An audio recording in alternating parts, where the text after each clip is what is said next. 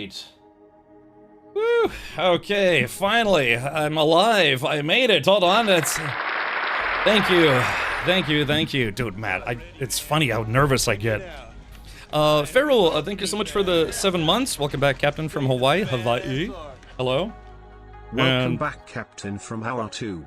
Brad Warper 7. Oh, we had somebody else resubscribe earlier. Hold on, let me see if I can get caught up here. I know, dude. I'm almost like rusty. Fel. That's right, yippee. Fel has resubscribed for 13 months. Poo Poo for Brains resubscribed for, what was that, 15 months yesterday. Grim, thank you for the 14 months. Oh, gosh. Hartman Grim.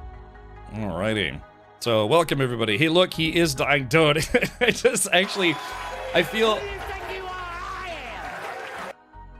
I know, dude. The silly thing is, too, it's weird. I have to be honest, man. I kind of suffer from stage fright. I have ever since I was a kid. One time I basically almost like passed out on stage. You know, I was supposed to go on stage and do some performance stuff. And even though I've been streaming for 11 years, being gone for more than a week, I'm like, you know, I start to get the jitters all over again. So hopefully I can mellow out a little bit. Yeah, like I said, I get nervous. Plus, I'm actually still a little under the weather. I got kind of like a pudding brain. Who do you think you are leaving us for that long? I know, man. Like I said, my plan, my net was never gonna happen plan. Oh, Dizzy, thank you so much for the 39 months.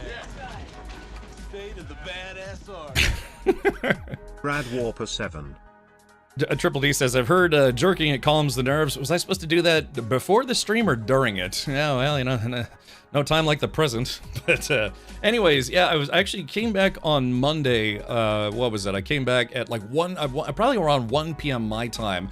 But I had been up since 8 a.m. Hawaii time. And there's a 6-hour difference between Hawaii and Florida. And then it was about 11, 12 hours of travel. So by the time I finally got home, it was a little more than 23 hours that I'd been awake. And I was like, well, I was planning on streaming on Monday. And then it just didn't, you know, I was like, no, I'm going to be awake for like maybe another hour or two and then go pass out. Hey, Stinky, welcome. Ooh, Stinky is here early today. I can only imagine that maybe taking a long weekend. Because, yeah, I think Memorial Day weekend is next weekend, which is why I didn't go to Hawaii on my birthday weekend, because all the prices skyrocketed. Anytime there's a, you know, like a 4-day extra weekend, what have you, a lot of hotels, plane tickets, all that stuff tend to spike in price. I thought you always had a pudding grain, but this time it was like, I don't know, like tapioca or something. But no, again, the reason why I didn't stream on Tuesday or yesterday is I started getting sick. And you know, sure enough, I thought I got lucky the whole time I was on the island. I was okay, but I think I felt fine on Sunday when I left. We actually walked around the beach one more time, Waikiki Beach on Oahu, and I was getting a lot of sun, and I kind of got some sunburn. But yeah, I didn't start feeling sick until after I got back. And even right now, if I sound like I'm a little woozy or maybe a little short of breath, that's mostly what I've been dealing with. It just, yeah, kind of like some fuzziness, fogginess. You know, I was walking around, I was kind of like, man, why am I so out of breath? I spent most of the weekend walking around, or the vacation walking around. I'm waiting to be thrilled by your Tales of Adventure. I do have some videos, but I have to be honest, man. Like I said, I've had like pudding brain for the last couple of days. Let's see here. Welcome back, Cap. Hope you're feeling better. Yeah, like I said, if I seem a little out of it, it's because, yeah, I'm still actually feeling kind of rough. But I don't know. I just didn't want to. I didn't want to miss another day of streaming. Also because not tomorrow, but Saturday. I'm gonna be streaming this Saturday because it's my birthday. Yeah, I don't want to miss a Saturday birthday stream. A little panic adds character. Like I said, I'm actually still kind of jittery because I'm, you know, not missing, but being gone for over a week. It's very uncommon. I think the last time I actually took more than a week off of streaming was last time I went to Germany. Yeah. Oh yeah, it's NMS code for the Paradise Planet. Oh, Miles High Nutter. Sorry, I thought there was going to be like a speech to text again. 36 months. Thank you for the 3 years. Appreciate that. Steve says, my 21st birthday again? Well, sure, if you say so. So let's do this. Hold on, let me get caught up with chat here. Yeah, so the command for Space Hawaii for No Man's Sky is !NMS code. We had to bully him into not streaming because he wanted to get streamy, but the weirdo had to be put to sleep. And that's just it. You know, people, I appreciate all the suggestions. People are saying, "Oh, you need to get more rest. Oh, you need to get more sleep." And I actually have been. So I don't know what I picked up, or if it really is just like aftermath of like sunstroke or something. But I took a COVID test. I don't have COVID, so that's nice. Trouble Magnet, 116 months. Happy 21st yet again. Is it 21st again? Maybe. If everyone says so. Let's see here. Terminal says, my stomach is plotting to kill me again. Well, I had Taco Bell before the stream, so hopefully that'll work out for me. Farrell says, I'll be missing that since I'm out of town. Oh, Shada. Oh, nine. Goody saying, hey, Goody, welcome. Yeah, I appreciate everyone coming to hang out and say hello. Welcome back. Yeah. Let's see. Thank you, Goody. Sorry, like I said, I'm trying to keep up mentally, even though, like I said, it feels like I've been snorting Jello. You know, that's kind of what it feels like. Again, I don't feel like sick. It's just like I said, I don't know. It feels like maybe just a head cold or something. But God, yeah, I thought maybe some Taco Bell would fix it. Alcinar says, "Oh, there you are, Captain. Care to answer these AWOL charges?" Well, I was, I don't know. I guess the thing is, I did get a couple mosquito bites the day before I left, and I was like, "Oh man, did I get malaria or something?" I hope not. Yeah, I mean, I'm actually feel kind of hot right now, but that's okay. Let's see. What do you expect confined in a metal tube in close proximity to walking petri dishes covered in germs? I actually do still wear a mask on planes. So, I wasn't wearing it in the airport, which I probably should have. Well, you know, everyone says that after the fact, after they got sick. But, yeah, I mean, I was sitting next to a kid on the plane who he had the sniffles, you know, was coughing the whole time. The thing is, I don't feel sick like a cold. It's all, like I said, I feel like some fuzziness, some dizziness, bleh, and, yeah, you know, just tiredness and kind of out of breathness. Yeah. I got the monkey flu. I know, I got having too much fun in Hawaii flu. The quality of Twitch as a whole has been slowly improving. Today, as if by magic, it's terrible again. Brad Dance 1. I knew that was coming. Let's see. Welcome back, Captain. Thank you, Simon. Steve says Taco Bell cures everything except your toilet. Taco Bell has this new. Hold on, I don't know. Should we start off today's stream with a Taco Bell review? Hold on, let me see if I can post this here. Yeah, you guys want a Taco Bell review? I literally went to Taco Bell before the stream and I was like, well, look, man, if I'm gonna feel terrible, I might as well feel terrible, but also have eaten Taco Bell. Alright, I'm sure my timing is off per usual. Was it the new pizza? I did not try the new pizza today. The new Cantina Chicken Mexican pizza. Nacho burrito. Let's see here. Ugh. Alright, let's see if I pull this up here. Yeah, I guess we'll kick off today's stream. Yeah, so I did try... Let's see, do I have it here? Yeah, we're going to be checking out some Subnautica 2 today. I know it's been out for a week, but given I was actually swimming in the ocean, I thought, well, let's play the new ocean game. But yeah, Taco Bell, this isn't a sponsored plug or anything, although today's Subnautica stream is brought to you by Subnautica 2. Check it out on Steam today. Yeah, I tried out the... They call it the shredded beef dipping taco, but it really is... It's kind of like... Oh, hold on. Let's see. EV66 asked me, welcome back to Captain Rickard the Sick. We return today to explore his adventures to Hawaii, and maybe explore Subnautica 2. In some sad news, I'm contemplating retiring this after the sad death of the voice this TTS is based off of. Yeah. A new hope rises as Captain Richard returns from the sandy exile of Hawaii, possibly to drown in Subnautica 2. And yes, the TTS voice has fallen into the abyss. Tragic, inconvenient, and terribly on brand. No, on brand? What do you mean on brand? All right, yeah, if you hadn't heard, Hello, how are you? I'm under the water. Please help me. Here, too much raining. Yeah, we're probably gonna get a lot of that one today. Yeah, so the guy who was the original announcer for, I guess, Star Wars: The Clone Wars, sadly passed away recently. A Renegade says, I must be crazy. The gods must be crazy. Ever seen that movie? I must be crazy to keep coming back here. Me too. I must be nuts to keep coming back here. Unfortunately, masks are only great at keeping others from getting sick from you. Well, yeah, I mean, anything, I guess it'd be helpful if everyone kept wearing masks on a plane, but I don't know. Like I said, it could just be the aftermath of heat stroke, because on Sunday, we were walking around for hours in the sun, and gosh, I was starting to feel kind of cooked. All right. Hinkin, thank you for the 27 months. Oh, Hinkin, hold on. Sorry, I guess I was on the other screen here. Hold on, I'm still catching up on... I'm not trying to remember how to be a streamer here. All right, there we go. I am the ultimate badass.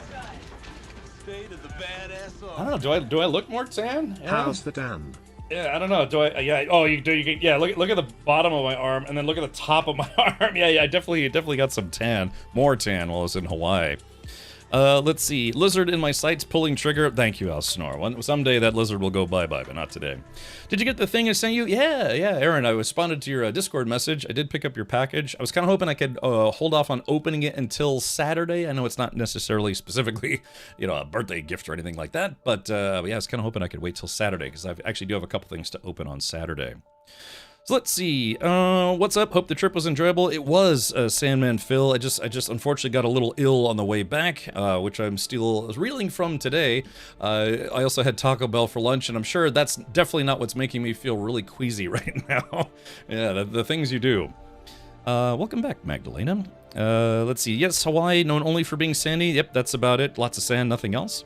Subnautica with 4 million in sales. Crafton is going to have to pay those bonuses. Serves the pricks right. I thought Underground Worlds or Unknown Worlds had fully divested themselves of Crafton. I don't know. I'm still kind of trying to figure out, because the Subnautica 2 is listed as developed and published by Unknown Worlds, if I'm not mistaken, on the Steam page. I don't know, we'll double check here, but as far as I know, they I thought they divested of Crafton. Maybe not. We'll have to see. Watch out for falling Coke bottles. Yeah, the gods must be crazy. Let's see here. VR says, are you going to do multiplayer? Yes, I am, with the Mod Squad. So I do apologize in advance for that, because there's only a few number of co-op slots. But yeah, I was planning on playing with the Mod Squad today, if they're still up for it. So Aurora says, yay, he's back. Hope you are feeling better. I'm doing a little bit better than yesterday, but yeah, I'm gonna have to try to power through today. Like I said, I love streaming, but yeah, I don't love feeling ill.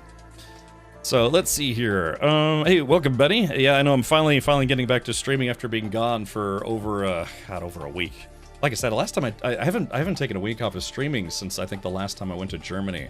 Usually when I go to TwitchCon, I'll take, maybe a few days off, but yeah, I've been officially gone for more than a week. All right, appreciate the hype train, everybody. Thank you for that. It looks like I got a hype train emote. It's a walking toad. Interesting. Let's see. All right, hold on. Sorry, chat's on fire right now. Like I said, I appreciate people coming and hanging out. I was hoping that people wouldn't forget about me because I was gone for so long. Let's see. Avalanche Master says, I got burned at the auction on Sunday. Was that from the sun or from buying a vehicle that ended up being a giant pile of crap? A rusty pile of crap. More likely heat exhaustion, heat stroke can kill you. Yeah, man. Like I said, I was doing okay the entire time, but on the Sunday, I did get kind of cooked a little bit. So, yeah. Hinkin says, also, of all the builds I've done over my lifetime, this was the first PC upgrade that was easy peasy to build. Instant boot after closing case. That's always the big thing. Yeah, when you're building a system, that very first time you push the power button and you're praying to the gods of PC parts that actually it boots. It posts and, boots into Windows. If you've already loaded Windows. So... let's see. Instant boot after closing case, mouth agape, then rebooted, and 13 hours of troubleshooting. Oh no. Uh-oh. Hey, Texas Gorilla, thank you so much for the 13 months. Yeah, choo-choo indeed. Let's see. Terminal says Crafton still owns Unknown Worlds and the IP, but they renamed the publisher on the Steam to UW to distance themselves from the negative publicity surrounding their parent company. Oh. Well, yeah, I guess if they made the sales they were supposed to make to get their bonus, I mean, I guess that was the whole thing about Subnautica, the devs and Crafton, is that Crafton basically tried to bamboozle the showrunners of Subnautica 2 in order to not have to pay out a really large, cash bonus for enough sales of Subnautica 2. So it was like a huge corporate mess, which is never fun, but it is what it is. Ugh, yeah, speaking of mess, like I said, I'm still a little under the weather. Judge ordered additional 9 months for Subnautica 2 to reach early access sales target, requiring Krafton to pay out $250 million. The CEO tried to dodge. They're almost there in just a few days in. Yeah, so I'm guessing that that's what the head dude over at Krafton, which I believe is a Korean company, Korean game publisher, if I'm not mistaken, they drastically wanted to avoid that. Because, yeah, they I guess for whatever reason they thought it was going to look bad on them having to pay out so much cash. So I don't know, but yeah, they tried to weasel their way out of it. Ended up becoming a big lawsuit and a huge mess. Then you realize the physical switch on the power supply wasn't turned on. Yeah, you know, I've definitely missed that one before. So, all right. Krafton pulled their name due to lawsuit around firing the devs. Yeah, they tried to fire the head dudes in charge. Again, as a means of trying to get out of having to pay out those bonuses. And just, I don't know, it's just corporate horribleness, per usual. Yeah. The Captain Leo says the hentai virus recovery stream. Yeah, like I said, what are the symptoms of hantavirus? I know a bunch of dudes on cruise ships have been getting it, but yeah, like I said, I don't feel sick like a cold. I feel, like I said, it just feels like, I don't know, some kind of disease has infected my body and making me ill. Yeah, like I said, I already took a COVID test, not COVID. So, I don't know, I probably got, like, I don't know, some kind of brain worm or something. You know, I was swimming around the ocean and rolling around in the mud in the jungles of Maui. So, yeah, maybe I picked up some kind of brain worm. Yeah, God, wouldn't that be a thing? Arf. Oh, yeah, okay, so, hold on, let me pull something up here, just real quick. I did say I went to Taco Bell literally right before the stream. I was like, sure, why not? So Taco Bell has this new, I didn't even know until literally just a couple hours ago. They have a shredded beef dipping taco, and it's kind of like their attempt at a birria taco, which I don't know if you ever had birria tacos. They're quite delicious, but it's like shredded beef and cheese. But the thing is, they're supposed to have a kind of like almost like an au jus meat sauce kind of thing. Instead, they just use their typical Taco Bell red sauce. So I did try it, and you know, I mean, it's weird. It kind of does vaguely taste like a birria taco, but the sauce, it's just not the right sauce for it. If you genuinely like birria tacos, but yeah, it's got like a, you know, typical shredded beef stub. So it's like I said, that's why they're probably not calling it a birria taco, because it's not truly a birria taco. I gotta roll those R's. Instead, it's like red sauce. The only problem is it's like $4 or $5 just for one of these things. Yeah. I'm kind of starting to feel it already. Let's see. Krafton also kind of screwed themselves over because by trying to sabotage Unknown Worlds, they generated so much controversy and publicity for Subnautica 2 that presumably even more people were dragged into purchasing it. Yeah, because again, that's, I mean, from what I understand, some people are not big fans of the Subnautica devs in general. I don't know why. I kind of forgot the context. Yeah, some fapioca. Yeah, I'll have to make some of that later. Oh gosh. Hold on, I guess I can pull this up here. Yeah, dude. So I took a COVID test before I left because I you know, it's funny because I went to the Miami Grand Prix, and when I was same thing. I was running around in the sun. I had over 22,000 steps when I was at the Miami Grand Prix, and when I came back, yeah, I was feeling a little woozy. So I took a COVID test. This is not this one. This is the one I took just yesterday. I want to say. And yeah, it's not COVID, so I don't know. It probably is just like heat stroke. And well, you know, I'm not as young as I used to be. I'm only 21, but you know, I used to be like 20, 19, that kind of thing. So yeah, I'm starting to think that maybe I gotta take better precautions against getting cooked. Hantavirus first symptoms are flu-like. Yeah, I don't feel anything like a cold or a flu. It's more so that yeah, it just feels like I don't know. Maybe I got cooked a little too much. I got screwed out of bonus, cash, and vacation time due to technicality out of my control once. Never trusted management since. I'm right there with you, man. I got hosed by corporate management myself at one point. Bork, bork, bork. Bork, bork, bork. Hey, Gatos. Yeah, Gatos was not my partner in crime. Mostly like the host, BDSM host when I was in Hawaii. So thank you for 131 months, especially at Tier 2. And again, Gatos, thank you so much for toting me around Hawaii for a bit. How are you feeling? You feeling okay? Because yeah, man, I got terribly sick after I got back. You're Pergonate. Yes, exactly. Hold on, let me see if I can get caught up in chat here. Hello again, Key Mac. Welcome. Taco Bell is so funny. They rearrange the same ingredients in all their other products and call it a new thing. Yeah, they've got like about, I don't know, 14 ingredients, and then they make 87 new products out of them. Yeah. Fever, headaches, body aches, stomach aches, Schüttelfrost, like the freezing cold that makes you shake. Don't know the term right now. Well, I don't know. I kind of feel kind of hot right now. I did get a little bit of a tan. I'm feeling kind of hot right now. Yeah. Did Cap just say Fapioca? Maybe. Oxygen. Yeah, we're gonna be doing that here in just a bit. You sure that's not a pregnancy test? It might be, but I think 2 lines means I'm pregnant. So sadly, as much as we tried over the weekend, yeah, I'm still not pregnant. Let's see. Ferrell says Below Zero was a disappointment. That's also what I hear referenced most often about the Subnautica devs. I never played Below Zero, but I actually just bought it. I actually just bought it on Steam because it was on sale for about $3. It was, you know, for Subnautica. I was like, you know, I'll just buy it. Why not? So let's see. Best precaution against heat stroke is a hat. I was wearing a hat. I was even wearing sunscreen, but it just, yeah, the last day I was there, it started getting pretty hot. So, Good. Ready, man. Check it out. I am Woo. the ultimate badass. Man, I was afraid that people weren't going to come hang out, and we got a lot of people hanging out active Welcome in chat. back, Thank Cap. you. Radwarper7. Alrighty, let's see here. Thank you, Cadgar. Appreciate the 5 months. Aaron says a woman on TikTok went to Taco Bell and got a full cup of cheese, like 20 ounces, dipping everything in that cheese. I've done that before. I hate to say it, but it's like you say that, it's like, oh, that's crazy. Yeah, it's crazy, and it's definitely not something I've done at least a couple times in my life. Just gone and ordered some, like a huge cup. And I remember specifically, I asked them, it's like, hey, I want to get a lot of nacho cheese on the side. It's like, oh, okay, we have sauce cups. It's like, no, I don't think you understand. What I'm going to do is I'm going to order like 17 of the side cup things, and I want you to give me a big trough of your Taco Bell nacho cheese. I ordered that one time, and they were willing to do it, and then the second time, I told them the exact same thing, and I think the guy, they still only gave me just a bunch of the small cups, and I was like, hey, what gives? And he's like, my manager said we can't do that. And I was like, come on now. But yeah, Aaron, I've definitely done that before.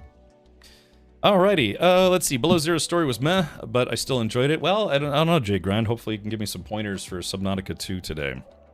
Did I miss the trip recap? No, I've only been live for 30 minutes, and, you know, 30 minutes on this channel is like, well, he's not done talking yet and hasn't gotten to anything meaningful except for flapping his gums about a little this and that and the other. All right, so yeah, well, I guess we can do that now since Gatos is hanging out. Whoa, hey, Triple T, come on, don't send me stuff like that when I'm live. Whoa, oh, God, if I wasn't feeling sick before, I am now. Look, no, man, that's like instant TOS nonsense or naughtiness. God, if my more difficulty, I already have a headache. Why do you send me things like that? Golly, I thought it was gonna be something taco related. Ouch. No, extremely not safe for any platform. Okay, well now, God, if I was, like I said, great. Now, if I wasn't feeling nauseous because of the Taco Bell, but now.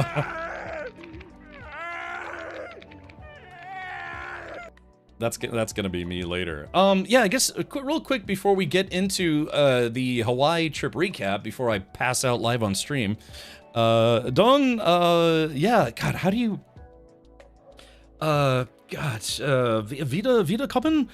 How do you say? There's a term for it. It is say I am back in German, and I've still been doing my German lessons, but I'm trying to remember. It's not Wiederkommen. It's ich bin wieder da. Ah, okay. Yeah, I could not remember. I'm trying to remember still. Because like I said, my next big trip is going to be later this year, and I'm going to be returning, ich mache Urlaub in Deutschland.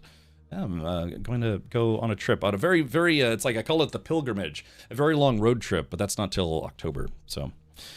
Is it a nice dock for your laptop? It's a form of docking, yes. So, let's see. All right, I raised your vacation. We just got back from spending 7 days in Edinburgh, Scotland. Ah, Texas Gorilla. I have been in Edinburgh and Scotland, and it's a beautiful city, beautiful country. I would love to go back someday. Woo! Oh, gosh. Ugh, man. I will describe the picture in great detail for chat. It's two men enjoying each other's company. Let's see. I said all your eggs and bacon. Yeah, you know, my local Taco Bell doesn't serve breakfast anymore. Okay. All right. Well, that literally has just turned the illness up to about was it kind of like a 5 or a 6, and now it's getting worse. All right, here we go. So let's pull this up. All right, just a couple things I wanted to talk about gaming-wise before, like I said, we jump into the recap of my Hawaii trip. And like I said, yeah, I might actually pass out live on stream. That's how I'm doing. So yeah, be sure to I don't know, call the Twitch 911 if that happens. I can't wait for your complaints how every German switches to flawless English the moment they hear you trying out your German and figure out you are American. Oh, I'm very familiar. I know, like I said, I've been to Germany many times, and any German, I would say, I don't know, what would you say, Magdalena? Maybe like 50 years or younger?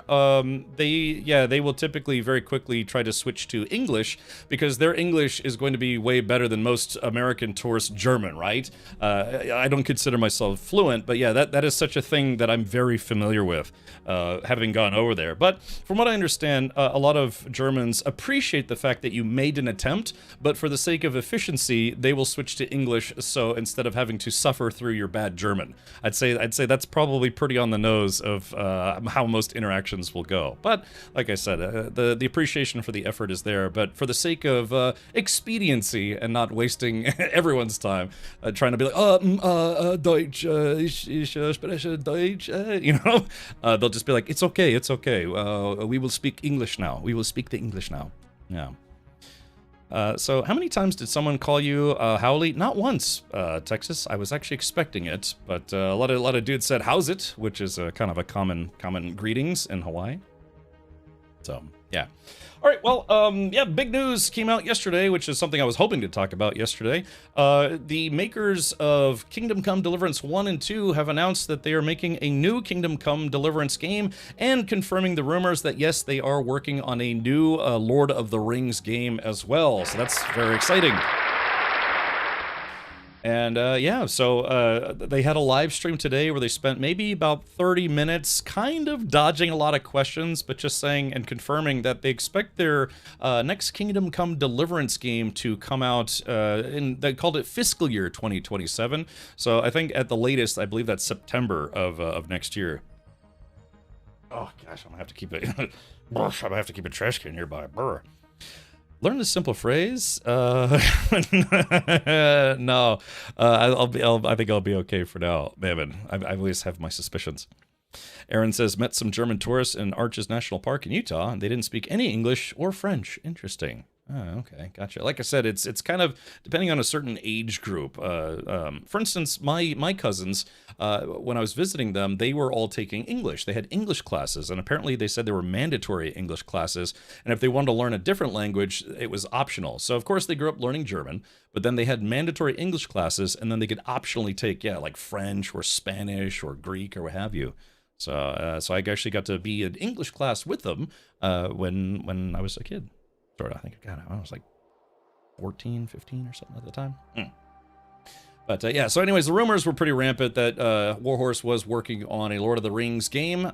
They did not have an expected release date for that. A few people did ask, and they said it's like, all we can confirm is that we expect to release the new Kingdom Come game sometime in fiscal year 2027. They would not reveal if it was a continuation of Henry of Skalitz's story, or if it's going to be a prequel, sequel, midquel somehow, or if it's going to focus on, say, like Sir Radzig, or what's that priest's name? Mahoney?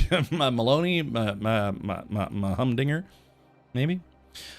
T-Jack says, I think Warhorse and CD Projekt are the big RPG kings right now. What say you? Well, yeah, I made my opinions, at least try to make it well known, that I felt that they got really badly snubbed at the Game Awards last year for not getting our RPG of the year. They were nominated in that category.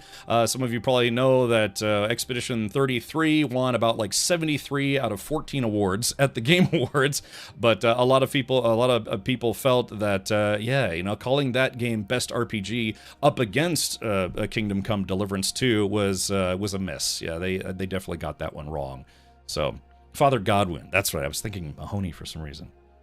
I worked with a German team once, they all spoke great English. Yeah, all my cousins and my aunt, they all speak just basically fluent English, so. Big streak to go with the big news from Warhorse. Big streak? Big streak. Aaron says, oh, by the way, they have, I guess, like an annual, I don't know what you'd call it, like a Kingdom Come Deliverance meetup in the Czech Republic in, I can't remember what town. Apparently, the first round of tickets sold out within 6 hours, so they tried to add another set of tickets. Those sold out in 20 minutes. So if you're trying to get a ticket to that event, good luck. You might have to see if you can, I don't know, go to like StubHub if they have that in the Czech Republic to get a ticket. I'd love to go to that, but yeah, it's a little expensive going to Europe on a whim. Czech Republic used to require 2 years military service that also included English classes, so almost all Czechs can speak basic English. That's just like me. I can only speak basic English. I am the ultimate That big streak. Oh, okay. There it goes. I was wondering, big streak. BitDac, thank you so much for the 6 months. Half a year down, half a year to go. I am the ultimate badass. State of the badass art. Welcome home, Captain. Rad sexy time. Thank you for that, Raven Hunt. Vielen Dank.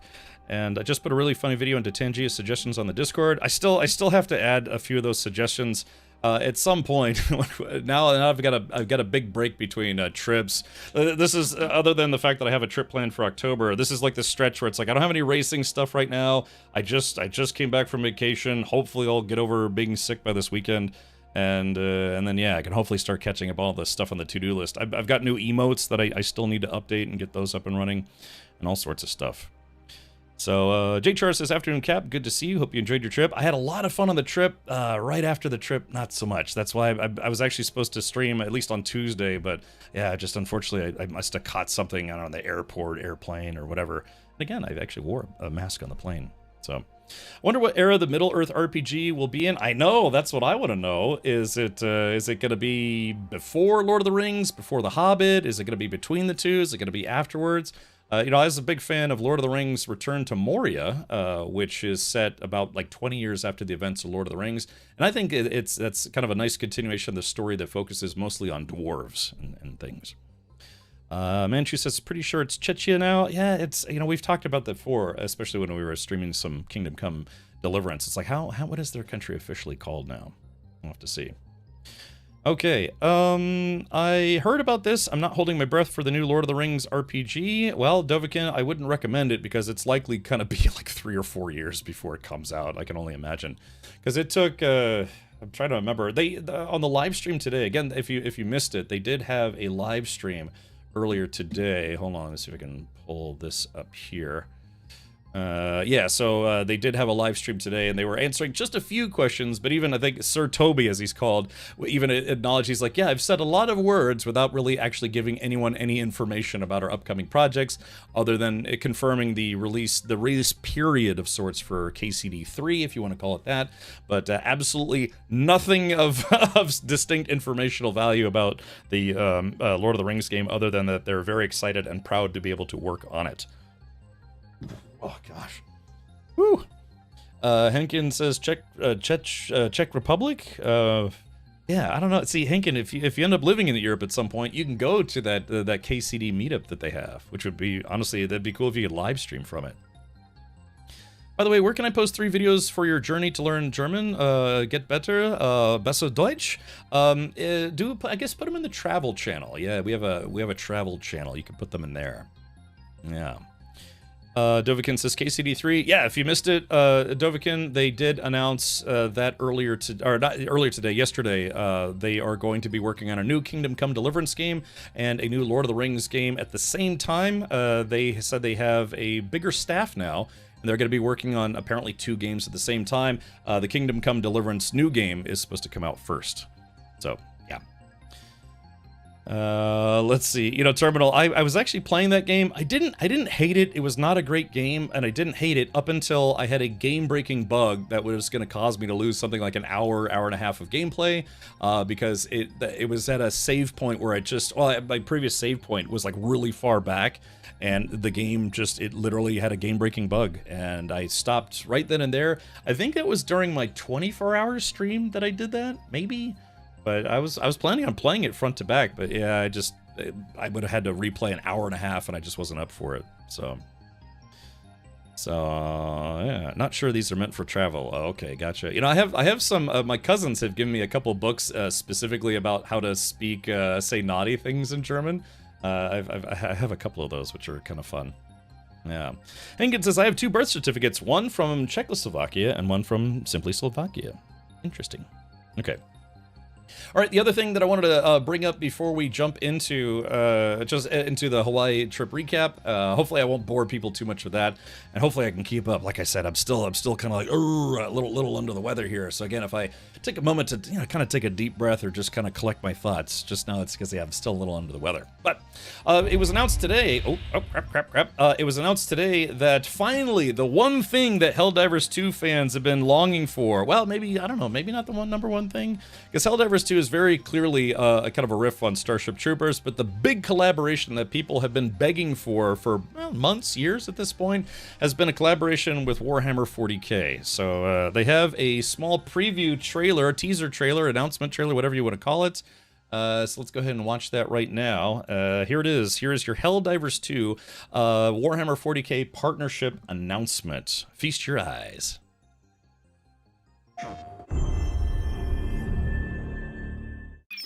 Woo.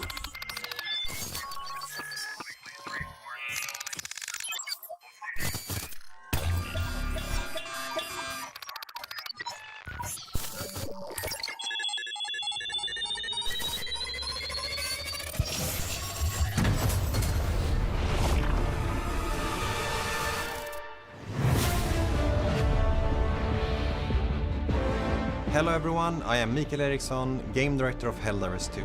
Today I am very excited to announce a collaboration between Helldivers 2 and Warhammer 40,000 for an upcoming Legendary Warbond.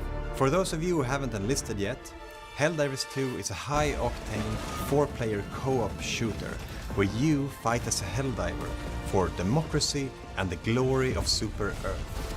Your mission? To liberate the galaxy from evil, oppressive aliens threatening our way of life. At Arrowhead, we believe these two worlds fit perfectly together. And as a studio full of die-hard Warhammer fans, we are beyond thrilled to see this Legendary Warbond come to life. We look forward to revealing more later this year. And until then, we'll see you all on the battlefield. Bum, bum, bum, bum, bum, bum, bum. So that's kind of exciting, right? Da-da. So what I really hope out of that more than anything is that I hope they have like the summonable robot tanks that kind of drop down. I hope they have, as part of the Warbond, probably not, but I hope they have a Warhammer 40k Dreadnought version of that. I hope we get the For the Emperor emote. Yes, exactly, For the Emperor. But because canonically that wouldn't really be accurate, but it would be super rad, because the Warhammer 40k Dreadnoughts in that franchise are some of my favorite, like, robot suits, kind of, you want to call them suits. So we'll have to see. Benny says, I want a flamer, a heavy flamer. That's right. Sub-erotic. Dovahkiin, what are you doing right now? Put that away, sir. It's not that kind of stream. It's not an ASMR stream where you're like, oh, yeah, underwater snakes or something. I don't know. But yeah, so that's going to be pretty rad when that comes out. I will more than likely be diving back into some Helldivers once that comes out. Oh, man, gosh. Let's see. I'm starting to think maybe Taco Bell right before the stream where I'm already not feeling great wasn't a good idea. Okay. All right. Oh, gosh. Like I said, help me, chat. I need your energy. I need your power to be able to pull through for today. Because like I said, I didn't want to miss another day of streaming. So I'm very happy to be live, and I'm very thankful that folks are coming to hang out today. So, Avalanche Master, you got to slow down. You know, remember what Venkman said to, I think it was Ray in Ghostbusters 1? He's like, slow down. Chew your food. You know, just got to slow down a little bit there. I do like donuts, though. Yep. All right, well, nevertheless, bada bing. So, yeah, there's old Schmuckface McGee. You can see my forehead's already a little flaky and sunburned and stuff. But, yeah, so in lieu of going on my actual birthday, I decided to go the week before my birthday to Hawaii. Some of you may know, if you've been here for a while, that I did grow up in Hawaii. I say I grew up there. I was, I think, from ages 3 to 8. I lived there for about 5 years as a kid before we moved to another tropical location called Kansas. Yeah, so yeah, I kind of bounced around the world a little bit. Had a little rocket, but today too, sir. I had a little rocket, but today too, sir. Like Johnny Rockets? I'm sorry, I'm not sure I understand. Thank you, Magdalena. Like I said, I need all the love and affection that Avalanche's donut is giving him right now. Okay. Woo. Here I am, sending you my energy. Thank you, Darth. Wawa-weewa. Wawa-weewa. Wawa-weewa. I almost went to Wawa for lunch today. Winkle-wongle, dingle-dangle, tip-tap-toe. Wee.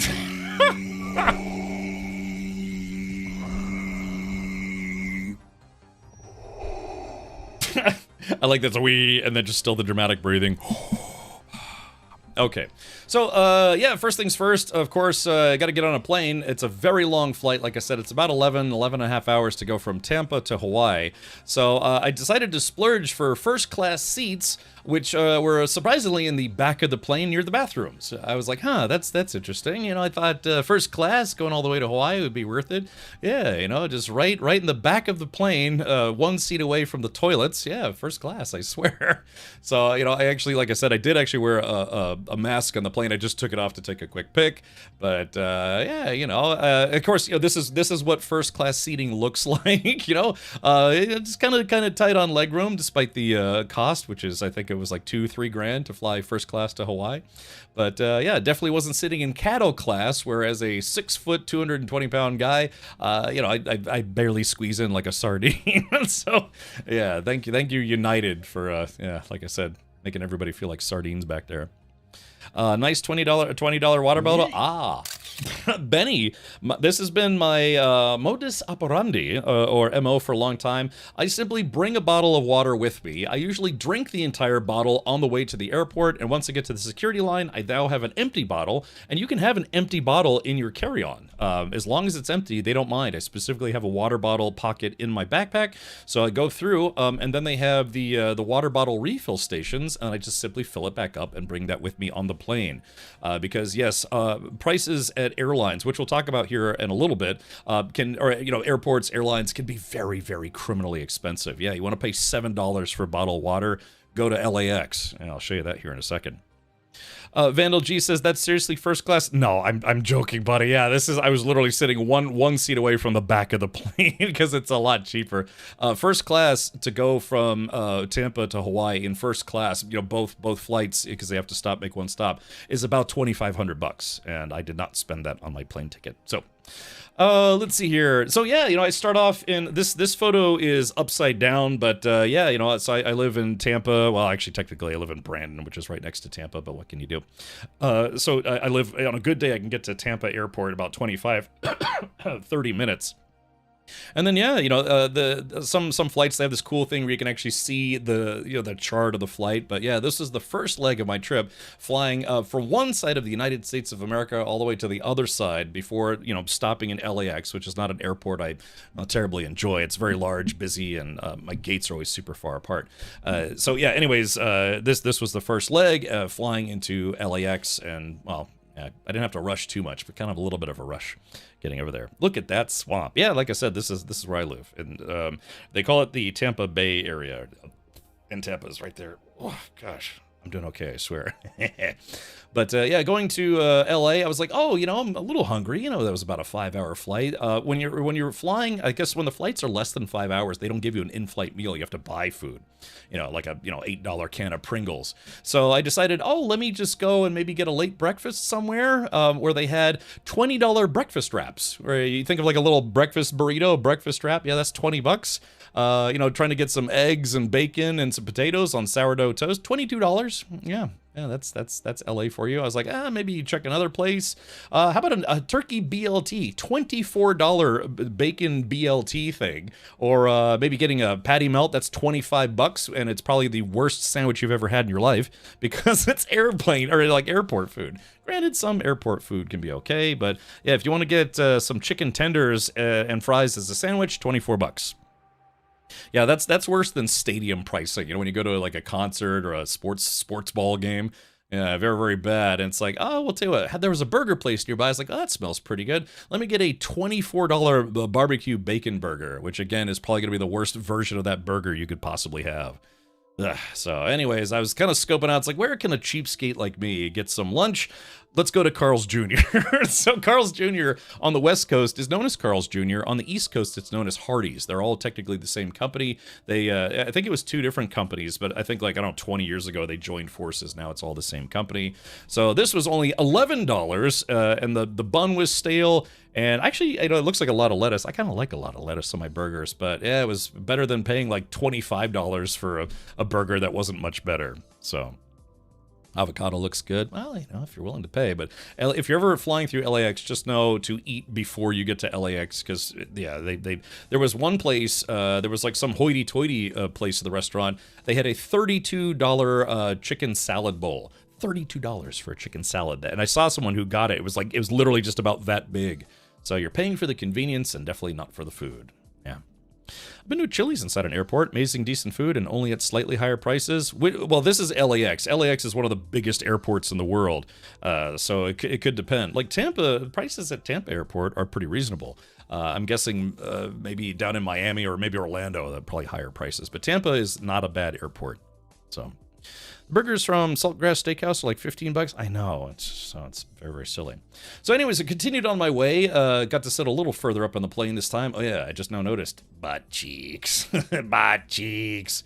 So, and again, I did wear a mask on the plane, but all my flights I did wear a mask. So, but I took it off to eat a snack, so maybe that was my undoing. That's how German McDonald's looks like for you, Captain. Actually, they opened a Whataburger in my town. I tried that. I have some pics of that, but not handy. And that was actually not bad. So, Houston, okay. Elsinore says, in the days of the Lockheed Constellation, first class was in the back, as that was where it was quieter. Now it's all in the first class. They call this cattle class. You're back in the back with everybody. So, one of the first things I did when I got to Hawaii, met up with Gatto's, was to go to a very, very well-known Hawaiian restaurant chain called Buffalo Wild Wings. Yes, very, very Hawaiian. All the locals know it as kind of a hole-in-the-wall joint. You know, it's I guess it's maybe just the only restaurant of its ilk. Yeah, very Hawaiian Buffalo Wild Wings. Yeah, local. Yeah, really local food. You know, the Hawaiian staples like pints of Guinness. A lot of surprisingly, a lot of places in Hawaii have Guinness on tap, and I am a sucker for a pint of Guinness. It is my favorite beer. If you even want to call it beer, it's really kind of a tier above beer. It's kind of like more like liquid ambrosia, as far as I'm concerned. But yeah, started off with some Hawaiian food from Buffalo Wild Wings, like sliders, fried cheese curds, and boneless wings. Very, very Hawaiian. Look, this it was actually kind of later in the day that I got there, and I don't know, just decided to stop off there. Meal and a can, I like it. Guinness is a steak dinner in liquid form. I'll allow that, because that sounds good. Yeah, I got some buffalo wings. This is teriyaki. A lot of places have teriyaki chicken in Hawaii because it's popular there. There is a large Japanese presence in Hawaii. So, you know, they have a lot of Japanese flavors, a lot of places, Japanese food stores, all sorts of stuff. Yeah, you know, so Buffalo Wild Wings. And instead of paying $32 for a crappy salad at LAX, I think just this is like, I don't know, $12. And I literally couldn't eat it all. It was very good. So the following morning, getting up, this is the view from Gatto's apartment. So be sure to let him know how envious you are that he has this kind of view from his living room. Getting to see the beautiful Hawaiian landscape. You know, kind of on more like the suburban side. But yeah, just sitting in his living room and looking out the window and seeing that was very, very mesmerizing. Gatto says it's all right. It's okay. Look, dude, that's like I said, it's paradise on earth. Where do we go? Oh yeah, so we did actually decide to go got some snacks, hung out for the night, and then got up because I wanted to go to a place that had what is kind of considered a Hawaiian dish. It's called Loco Moco. And so first things first, as kind of an appetizer for a nice Hawaiian breakfast, more Guinness. Like I said, there are a lot of places that have Guinness in Hawaii, and I was like, look, man, if I have to have a pint, or in this case, a little more than a pint for breakfast, I'm game. Lunch, dinner, 11's is second breakfast, dinner, supper, all sorts of stuff. So, but yeah, Loco Moco is kind of a famous dish. I believe it's inspired by Japanese dishes that are kind of the same style. So the base is always rice. It's either white rice, brown rice, or in this case, fried rice with a little bit of extra Spam in it. Then they take a hamburger patty or Spam or some kind of meat type object, put it on top, and then they drizzle it with a little bit of brown gravy, and then they stick an egg of any style that you want. It could be scrambled eggs, over easy eggs, whatever. And again, I believe it's inspired by Japanese style vertical omelets or whatever they're called. But yeah, this is something that I sometimes make for myself at home, and it's something that I grew up with in Hawaii. Spam is very popular in Hawaii, as are, of course, rice dishes and otherwise. Not gonna lie, that looks like E. coli. What, this? Oh no, it's quite good. I mean, it's not terribly difficult to make. You make some rice, you make beef or Spam, or you can do kind of whatever you want as the meat in the middle. Brown gravy is very typical, and then again you put an egg on it. Like I said, you can use over easy, sunny side up, or in my case, scrambled. So yeah, it's good. It's very, very filling too. So it's kind of like a good breakfast meal to power you up. Also, this is Gatto's breakfast. He got some Portuguese sausage. Portuguese sausage is also fairly ubiquitous in Hawaii. A lot of places serve it, as well as giving you a little piece of pineapple. A lot of places, as a garnish, they don't use parsley or other, like celery or something. They give you pineapple. So you always get a little nibble of pineapple with every meal, if you want it. Yeah, Spam, bacon, eggs, and Spam. I like Spam. I had a lot of Spam over the weekend.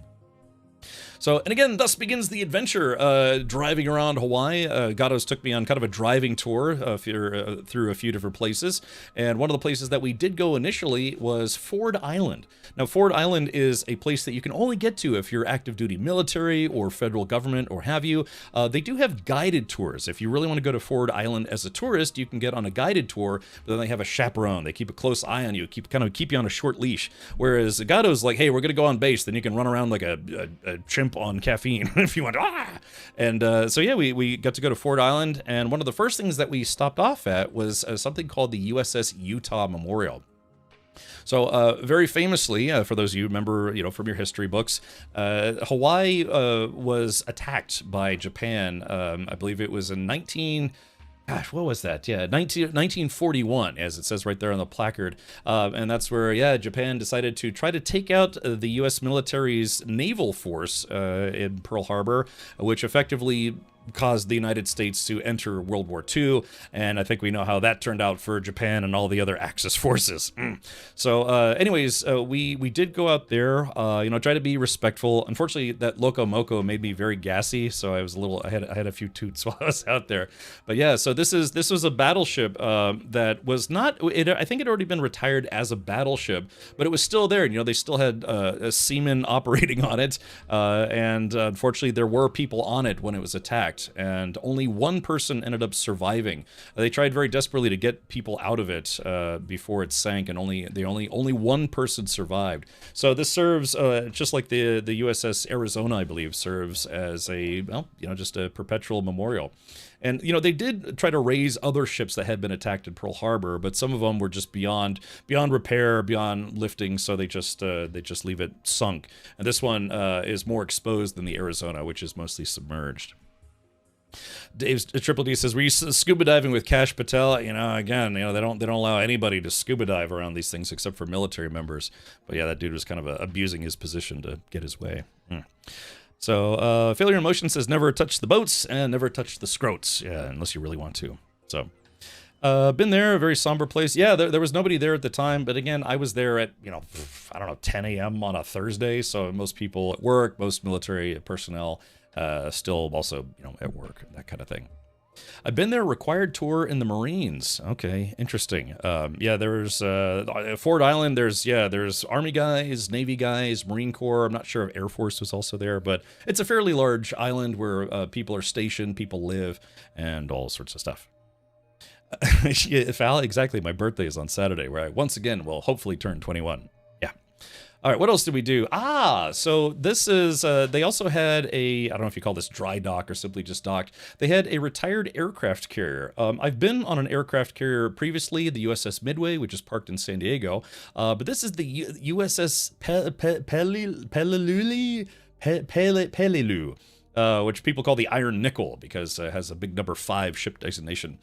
This one has mostly been stripped. Of course, it hasn't been in service for quite some time. I want to say the last time it was in service was, what, Operation Desert Storm, Gatos? Everyone be on the island. Everyone be on the island. So they don't let you go on this, but they're actively still not even more so than decommissioning it, getting all the fluids, chemicals, and things out. Because other than using it for some target practice and war game stuff, they are planning, I believe, to sink this and make it kind of an artificial reef for fishies and crustaceans and jerks and stuff. So yeah, but getting to see an aircraft carrier up close. And again, this is considered a small one by today's standards. So yeah, to think that they're going to sink this entire ship after they're done playing with it. Cover your eyes, everybody. That's a stripped ship. It is.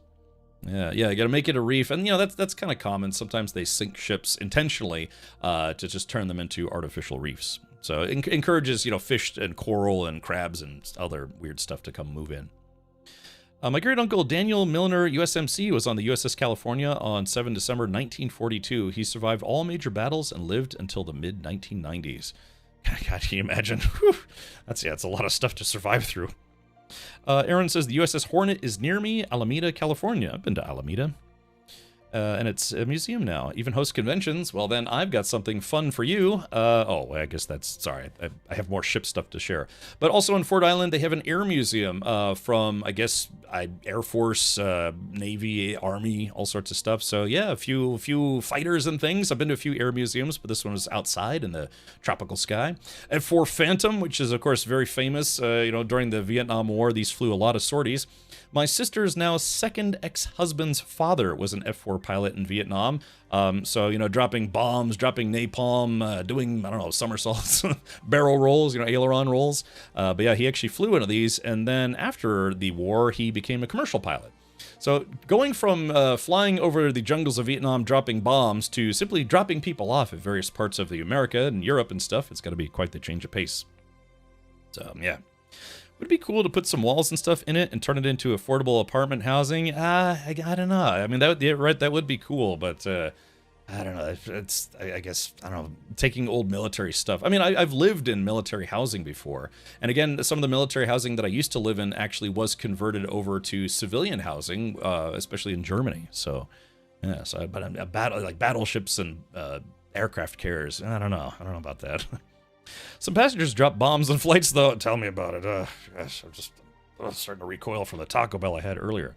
There's a Tiger, if you guys small, tiny fighter jets. I don't know if they still fly Tigers for training jets. I don't think so. Maybe not.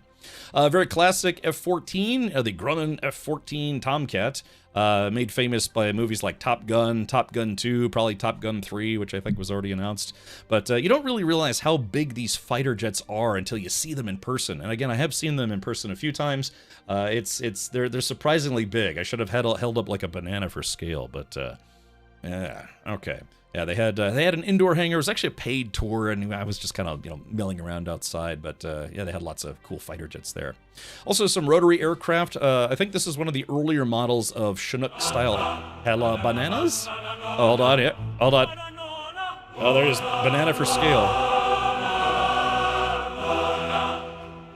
All right, there we go. But so yeah, they had some rotary aircraft. This is a Sea Stallion. My father's best friend, who was his friend ever since they were both in flight school together. My father was an Army pilot. He was a Coast Guard pilot, I think, unless he went from Army to Coast Guard. I can't remember. His buddy used to fly one of these, and unfortunately, he dunked one of these in the ocean. So yeah, they had a just like a Coast Guard rescue. There was an overturned boat. It was bad weather at night. And unfortunately, when they were trying to rescue some stranded boaters, this apparently they dropped the dude to try to pick people up and put them in a helicopter. The cabling got caught up in the boat, and eventually, due to high waves, ended up pulling the helicopter. Can you imagine pulling a flying helicopter into the ocean? Thankfully, nobody died, but they had to send out a second helicopter to rescue both the original victims and then my father's buddy and that flight crew. So yeah, kind of not a great thing to have on your flight record, but to be fair, it is risky business, flying at night in bad weather trying to rescue people. Thank you, Gwahir. Paying for a tour to tour the aircraft that the American people have already paid for. Well, it's mostly to help the museum stay maintained. But when we were there, they had a very large tour group, so I was like, okay, we'll watch the outside ones, which is, you know, open to the public, sort of. Did you find Magnum TC copter? I did not. I don't actually know what that is. Magnum TC. I know Magnum PI. But so anyways, when my father was a pilot when I was a little kid living in Hawaii, this is what my father flew. He flew Hueys and Chinooks. So sure enough, there actually was one right there. It's called the Iroquois, but affectionately known as the Huey. This is a helicopter, I guess, type that's no longer in service. It was ultimately replaced by the Black Hawk, and then the Black Hawk itself, I think, is getting ready to be replaced as well. Let's see. Oh, TC was Magnum's friend. Okay, gotcha. I remember the helicopter in it, but I didn't remember his name. Hawaii was fun. Yeah, George King, if you're just now coming in, I'm doing a recap of my adventures in Hawaii and, you know, some pictures. Like I said, got to go putt around a military bases and some other stuff for a while, but this is a decommissioned one. So yeah, and again, it's weird to think that this is what my father used to fly. Sadly, I don't have a lot of footage of him flying, but true story, he was actually one of the pilots in the pilot episode of a show called Tour of Duty, which is a Vietnam-themed TV show, and in it they show some, you know, the actors dressed up as soldiers flying around over the jungles of Hawaii, which is supposed to be Vietnam, and he was actually one of the pilots in that show. So yeah, they also had Cobras there. These were used by the Army. Now they're primarily used by the Marine Corps, the Super Cobra 2, if I'm not mistaken. But yeah, you know, this thing is covered in armaments. My father never flew arm choppers. He was mostly transportation and well, he was a test pilot for the most part. So he didn't do combat training. He was mostly just flying, which is, he said it was okay because he didn't have to go to Vietnam. But yeah, so this thing is kind of cool, right? You know, attack chopper, all sorts of interesting business. Yeah, guns all over the place. I don't think these guns were the actual ones it was built with. I don't know. I think these were just ones that they put in there to make it look like it. You know, the rotary cannons. I have no idea what this is supposed to be. I don't know if this was like, I don't know, grenades, maybe? I actually don't know what that is. I'm less familiar with the, like I said, Cobras, because, you know, it's not what my father flew, but, let's see here, you know, rocket pods, all sorts of stuff. It's kind of cool getting to see this stuff in person, but, again, they actually do still use Cobras. I believe it's called the Super Cobra 2, and when I was working, my last IT job working for the military was actually not for the Army. It was for the Navy and a Marine Corps detachment, and that's what they had. They had the Super Cobras there. Pretty cool stuff. They had a Kiowa there, also again a decommissioned Kiowa. Also got some armaments on it, big scanning doots on top. Kind of cool stuff if you're into helicopters. But yeah, like I said, it was kind of nice getting to go there and getting to see some of the helicopter stuff that my father flew when he was stationed in Hawaii. Aaron says, I've flown in a UH-1H a few times for Vietnam reenactments. I'm pretty sure you've shown me those pictures, which are pretty cool. We had 2 Hueys on my ship during the early 90s. Yeah, Steve, I was about to say, you know, could have been my father, but my father was Army versus Navy. Yeah. All right, so also very cool attack craft, a Mazda Miata. I don't know. The more I see these, the more I'd really love to drive one of these. I think this is the RF model. One of the, you know, ND, what do they call it? Like NB, I don't know, ND Miatas, the current gen of Miatas. I don't know, they kind of look like big golf carts. I don't know, I'd like to drive one of these. I've driven older Miatas. They also had they had a Blue Angels jet, and for some reason I was just making all sorts of horrible jokes about, I don't know, like butt stuff or whatever. So yeah, it was kind of like almost like a deep metallic red. God, what was it? What was it I was making jokes about? I can't remember. About like pooping in unison. You know, they do those like crazy aerial maneuvers. I didn't know they still made Miatas. Yeah, they do. Very popular. AH-1 had a minigun and a 40mm in the chin. Okay, so it was a 40mm launcher. Okay, gotcha. That's what I thought. Oh yeah, yeah, dudes touching tips flying through the air. Alrighty. All right. So again, we talked about some boat stuff. We talked about some aircraft stuff. But back to boat stuff. One of the things that Gatos brought me to that I wasn't expecting to get to do was well, we'll talk about it here in just a moment. Exonimus, thank you for the 22 months. Urgh. Let's go, Captain Richard Radhart Rado 7. Thank you, Exonimus. Like I said, I got kind of sick coming back from Hawaii. I was fine on the trip, but afterwards, yeah, I got kind of sick. So I'm still recovering from that, but I'm trying to power through it. I feel not great, but I'm feeling pretty happy to be streaming again. Is this your collection of rare planes and cars and helicopters? It is, Will Rob, in my fantasy land where I actually own all those things. But yeah, this was Admiral Nimitz. He was the fleet admiral, and the Nimitz-class aircraft carriers were named after him. So he was kind of an OG of the battleship world, I guess you could say, or aircraft carrier world. But yeah, I got to check out the USS Missouri. Now, I thought we were just going to do a drive-by, but God was just like, nah, man, it's actually a tour boat. It's permanently docked, and it is set up for doing tours now as opposed to being in action. I don't know what was the last engagement this thing did? Was it Desert Storm, or maybe Desert Eagle? Something along those lines. But yeah, got to check out some of the aircraft carrier guns. Me wearing my shorts and tropical shirt. Getting to look at big pew-pews. Of course, none of this stuff fires anymore. It's been totally decommissioned, but it's kind of cool to see it in person.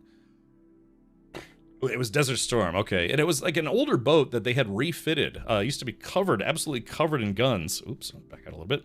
But they took off a lot of the guns to add more modern weaponry, such as Tomahawk, missile launchers and guided guns, Sea Whiz, rotary cannons. It used to be just lots of like cannons and machine guns and flak cannons. But as the technology of war progressed, they were like, okay, we don't need raw bullet firepower. We need like smart munitions, smart weaponry, if you will. But anyway, so yeah, I got to be a captain for a day on the Mighty Mo. Yeah, if there's anything I'm a big fan of, it's Mighty Mo. And then, of course, my first mate and actual mate, I got us.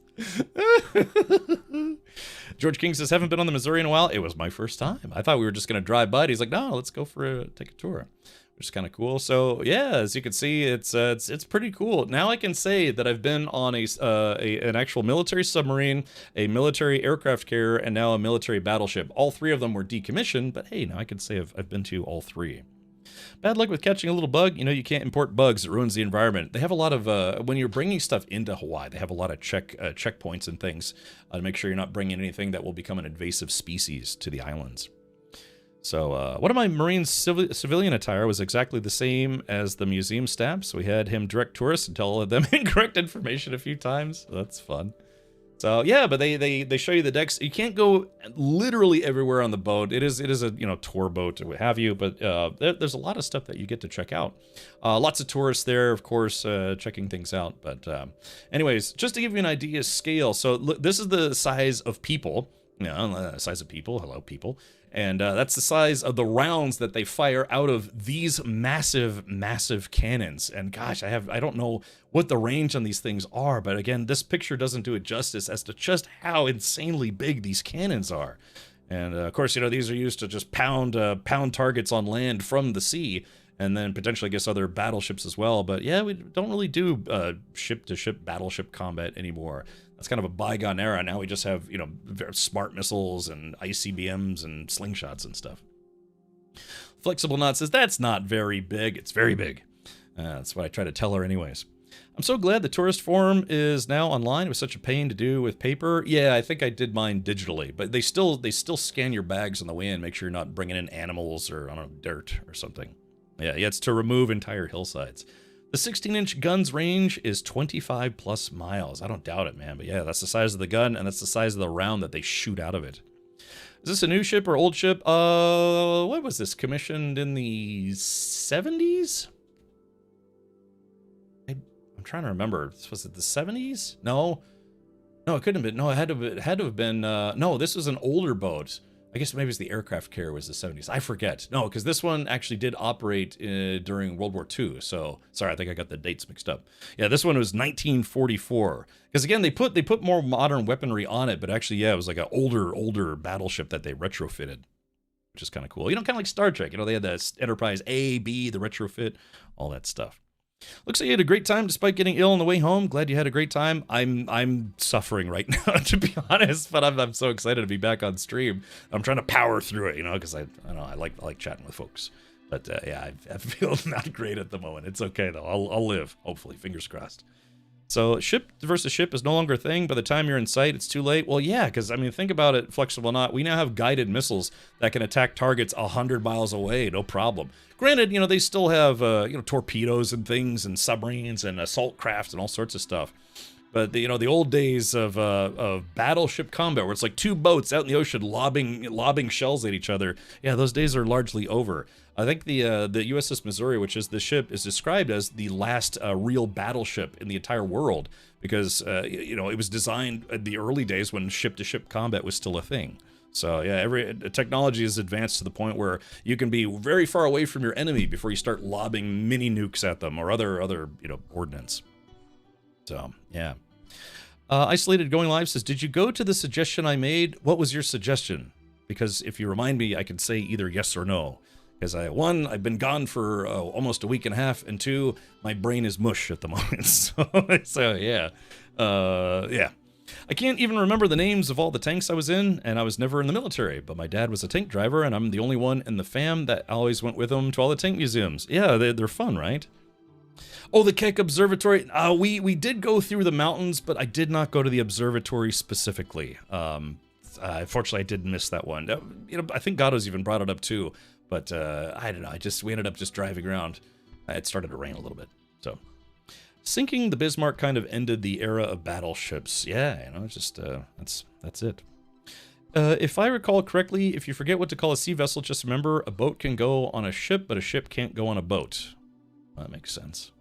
It's funny because they call these boats the USS, but it was I guess USS because they used to call ships like the SS whatever because it was a steamship, right? There was SS Jerkface, but they would still call military ships the USS, right? So yeah, United States ship versus SS just by itself was steamship, right? So yeah, I apologize. Yeah, Isolated did not make it to that one. I went to a lot of places, man. Again, for what was supposed to be a relaxing vacation, honestly not that relaxing because we were running around the whole time checking out a bunch of stuff. So, the USS Dutes, correct. Isolated says, I visited a battleship in North Carolina. It was way too hot that day, so it oh, hold on. Chat, sorry, moving very quickly. Cadgar, thank you for gifting 5 Seaman subs. See men, the dudes on ships. But yeah, they had 50 cals. I have a video of me going like just being a kid. But like I said, I'm hopefully gonna edit a video together. I've just been, like I said, kind of ill the past few days. I'm like, I try to brain my way through editing. SS was screw ship compared to the paddle ships back in the day, and it stuck. Oh, I thought it was steamship. Mexico is officially called the United Mexican States. That's my first time hearing that. If that's true, that's interesting. If it's not true, then also interesting. So, okay. Yeah, cruise missile range is 450 plus miles. Yeah, you don't need battleships anymore. It's like basically who can hit who from further away. I mean, that's really a large part of it now. That's the problem that they're having with the the canal over in the sandbox right now, because Iran has got weaponry that can hit ships from 50 miles away, 100 miles away, or whatever. So, and they're like, yeah, no getting through the Strait of butter, delicious butter, without our say so. Otherwise, we start flying missiles at your ships. Okay, it was Missouri in the movie. Gotcha. Okay, cool. But yeah, like I said, you get to walk around the boat, kind of fun. It's very steep, the stairwells and things. But this was kind of special. It says, over this spot on 2 September 1945, the instrument of formal surrender of Japan to the Allied powers was signed, thus bringing to a close the Second World War. Now, it's interesting that they phrased it that way because I was under the impression that, was it Germany that surrendered first or Japan that surrendered first? I can never remember which one was first, but I'm assuming if they say bringing the Second World War to a close, that means Germany surrendered first and then it was Japan, right? Germany, then Japan. Okay. So, and then, they had photos, they had a tour guide, they were playing recordings from it. So a little piece of history there. Getting to stand, well, kind of close to standing. This was actually like roped off, but standing in the exact same spot where, the World War II came to close. They still had an American flag there from 700 years ago. Math, date math, 70 years ago, 50, 57, 62, hot, 1 million years ago. So kind of a little piece of history right there. The bridge was not what I was expecting at all. It was a very, very narrow area where you could kind of stand like shoulder to shoulder. I mean, I guess you could have, one guy could be standing at the compass, another guy sitting in the seat, but yeah, it was actually surprisingly very snug. A good observation though. Yeah, you could see way in front of you. You could see all the guns. You could see Doots. You could see clouds and city stuff if you're about getting ready to blow up downtown. But yeah, it was surprisingly snug. And the reason for that is because the actual place where all the, the steering wheel is and, dedicated instrumentation and scopes and things, they are in a room that is protected by 17-inch thick steel. And again, you have to remember that this was a battleship in the era where they were like lobbing large shells at each other. And that's why the main steering place, bridge area, was surrounded by very, very, very thick steel. So yeah, kind of cool stuff. But yeah, this is where they would actually go. And as you can see here, there were little ports and stuff where the observation crew could actually talk to the driving, piloting, steering crew. But it was designed to be very, very small, so large shells couldn't come in and blow up the people steering the ship or the instrumentation for steering the ship. So very, very, very cool stuff. I would have suspected it would have been a little different, right? But yeah, here's the main tower. They had radar things, dishes, weird stuff. Radiation. It was great getting a little bit of radiation that day. Oh, by the way, part of the reason why I got sunburned is because I wasn't expecting to go to this, and I didn't remember to put sunscreen on, so I got kind of cooked that day as well. Yeah, launching cars at each other with high explosives. That's right. Yeah, the cable management, all sorts of stuff into the ceiling. So. But yeah, from the observation deck, you could also see, the USS Arizona, which is another ship that was sunk, but that one is completely submerged. And again, I remember being a kid and not being allowed to go to the USS Arizona Memorial. At the time, when I was a kid, they did not allow children, like children below a certain age, to go to the memorial, which I thought was interesting. But yeah, apparently now they do, so... Yes, yeah, there we go, the Awawa bird paying their respects, of course. Let's see, and that light steel around reflects a ton of stuff. Yeah, I was very red when we got off the tour for that day. But all right, well, anyways. Oh yeah, and then one of the things that I was kind of stoked to see is the Sea Whiz. When you want to take a whiz at sea, you get inside or not get inside a Sea Whiz, but you go up to Sea Whiz. This is that thing that basically it's a tracking gun, and it's got a lot of ammo, and it's like I said, it's all automated, but it's used to shoot down aircraft. It's used to shoot down rockets and missiles, any incoming ordnance. It's used to attack if they have like light attack boats trying to go up to the ship and plant C4 or anything like that.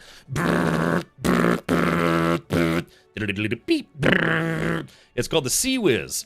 Yeah, very cool stuff. I was actually kind of excited to see one of these. I don't think I'd ever seen one in person before, but yeah, it is basically like a robo Gatling gun, which is kind of cool. So yeah, it's got big ammo drums, and it's like, and then it just goes, and it's a close-in weapon system designed to take out things that are trying to blow up the ship. So it's actually kind of cool.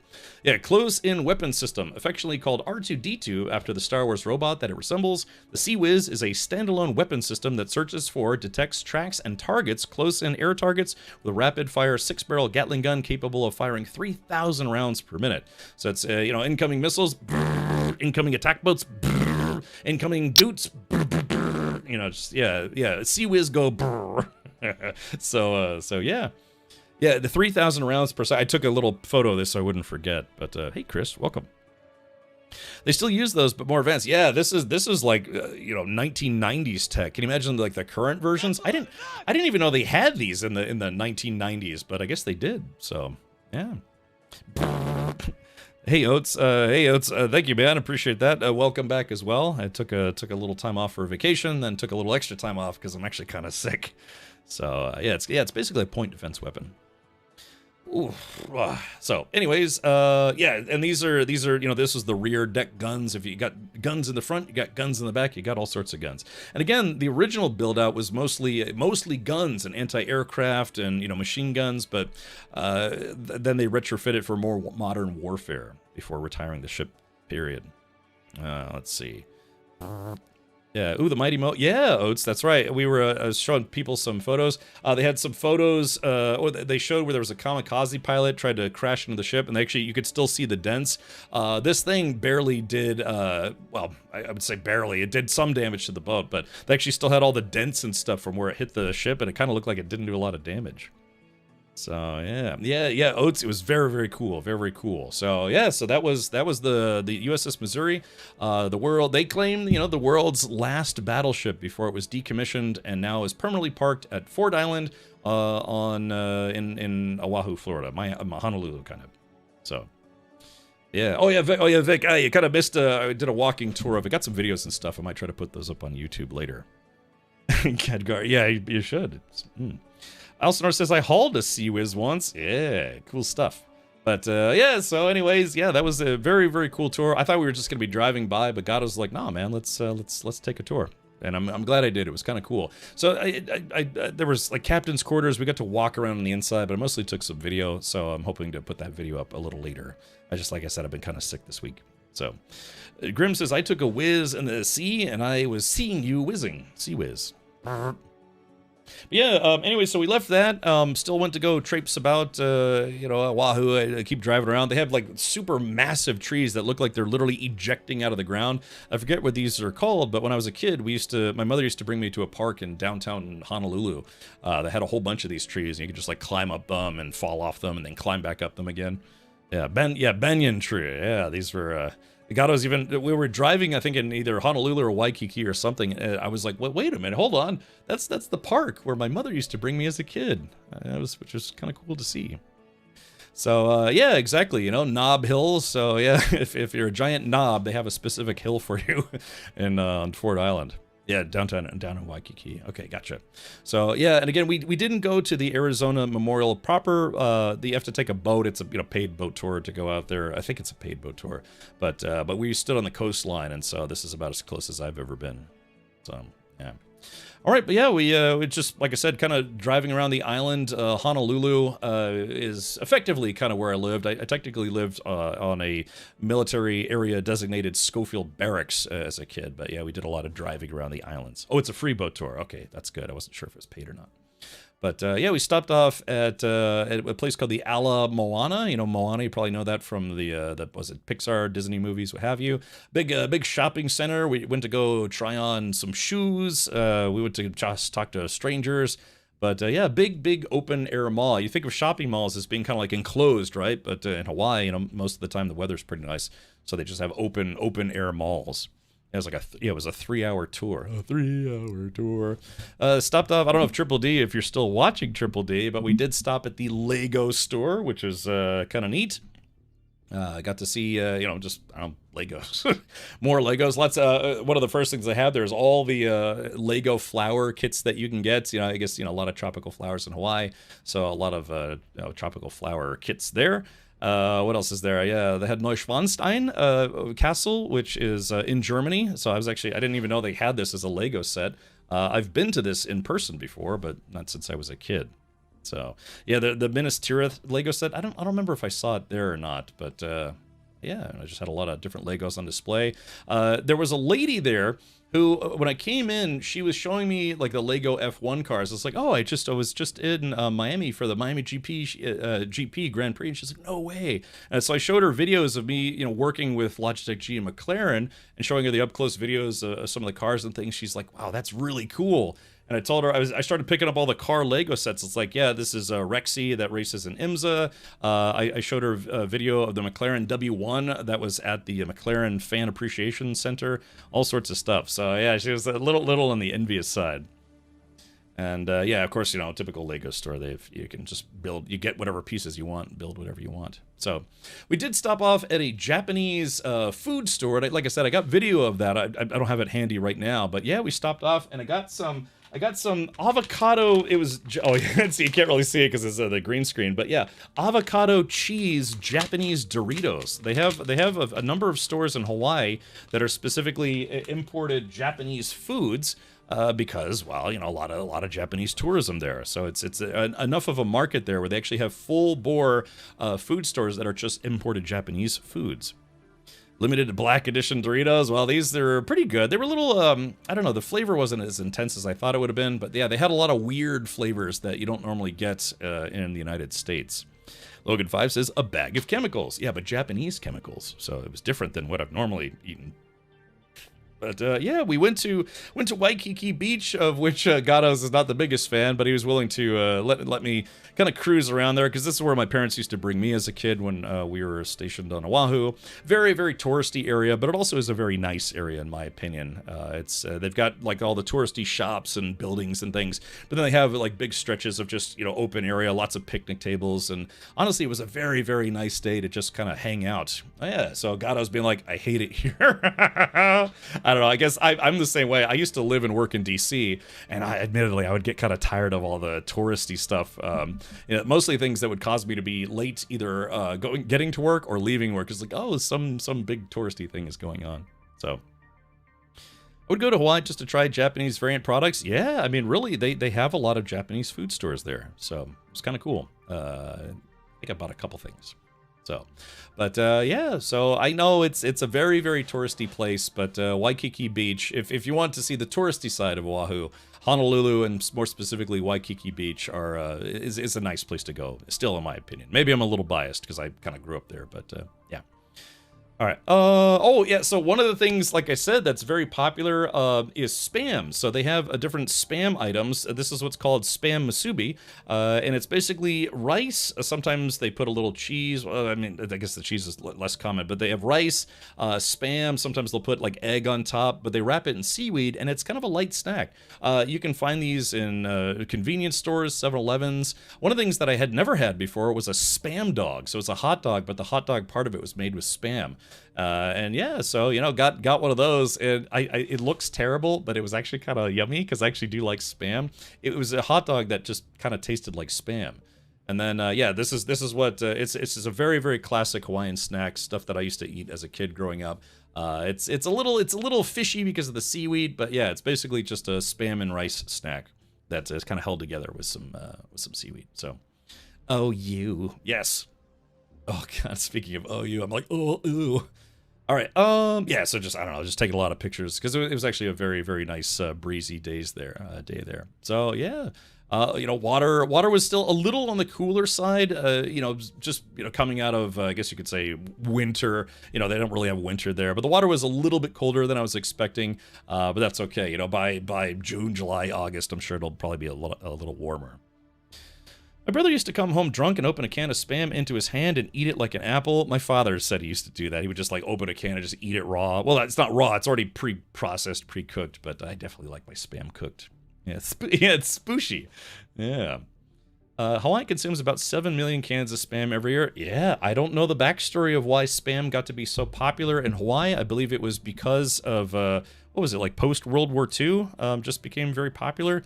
But yeah, it is. Spam is a ubiquitous item all across the islands. Hey, Shadow Knight, thank you for the 32 months. I am the ultimate badass.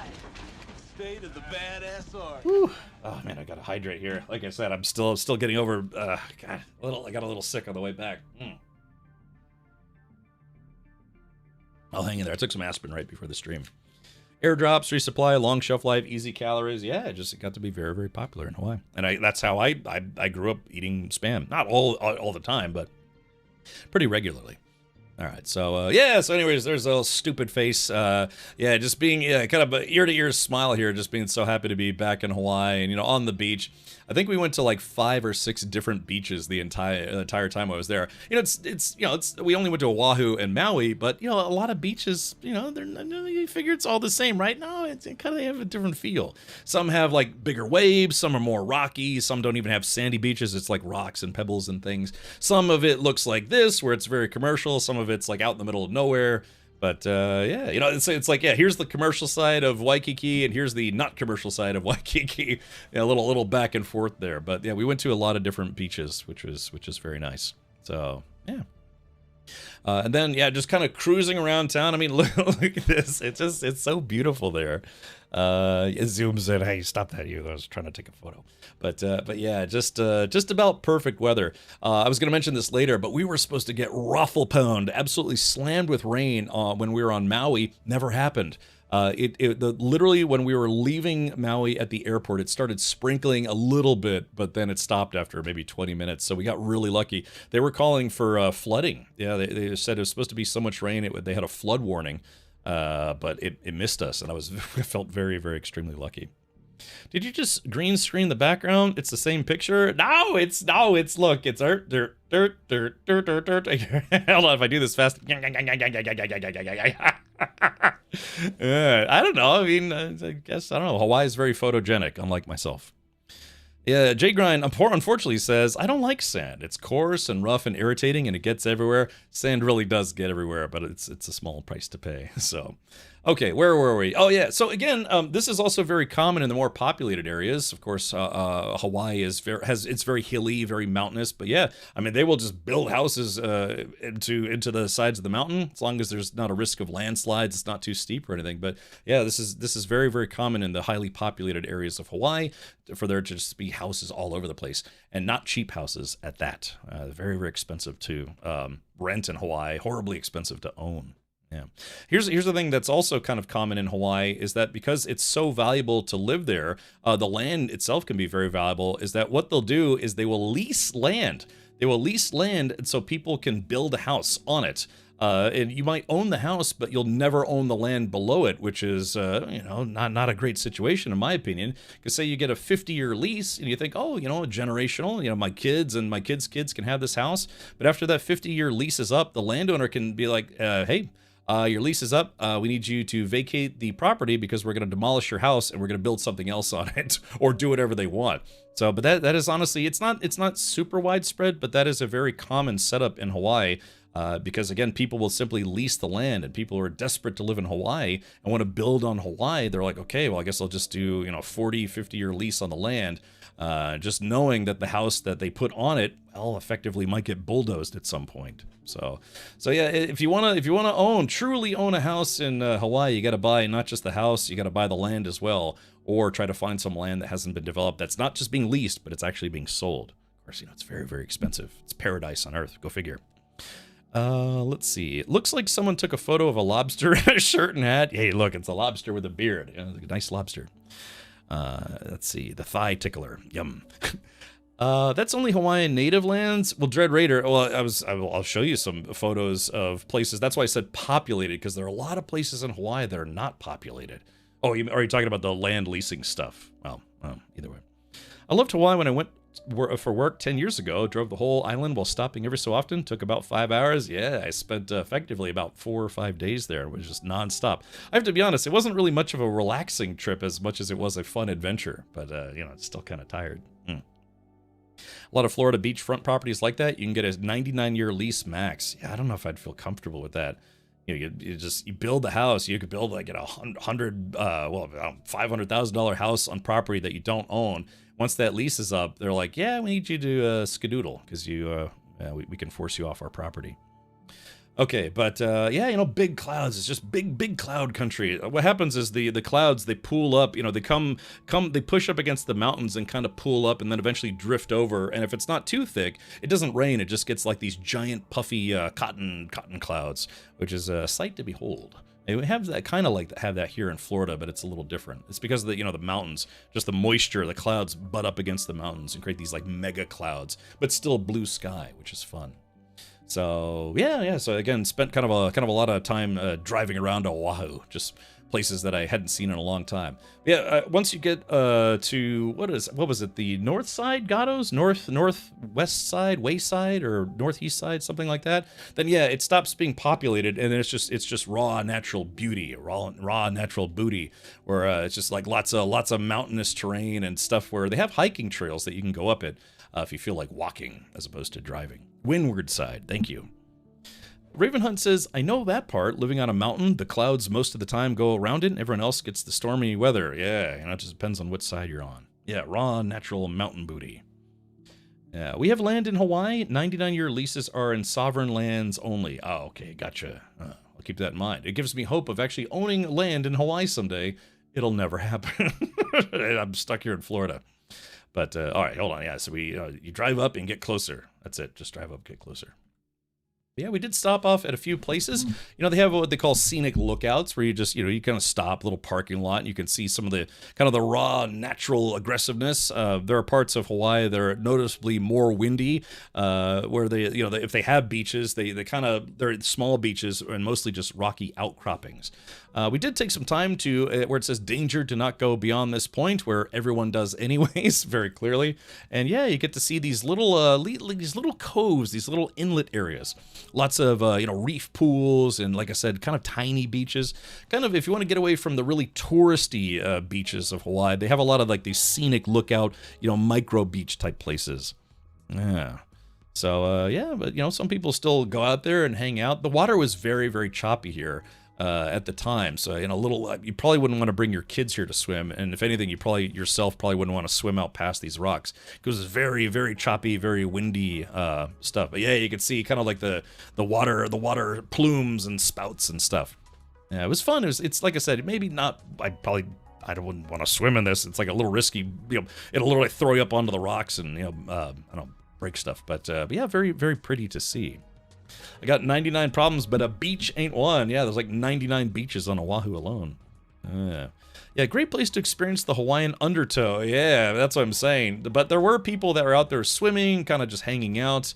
But yeah, kind of a beach to get away from some of the more touristy areas, if you will. Very pretty though. That's the big thing. It's just very, very pretty.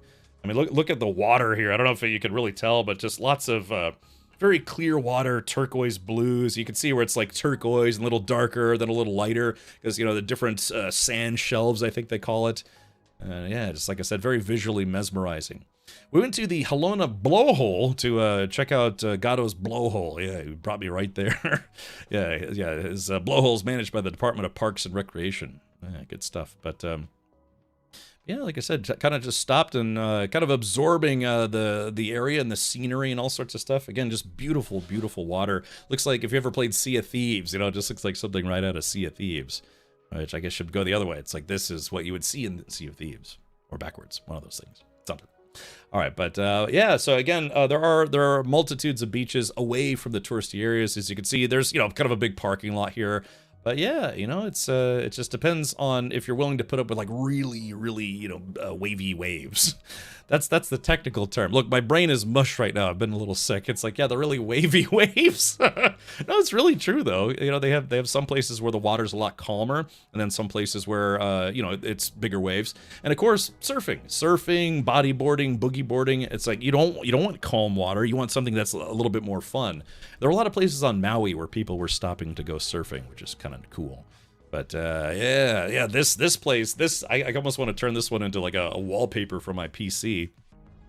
But I mean, just look at this. So this is kind of like I said, on the less touristy side. They had some I think shops or something down here, or some kind of like science outpost. But I mean, you look at this, and this looks like something out of I don't know, like a tropical island calendar. But this is a photo that I took myself.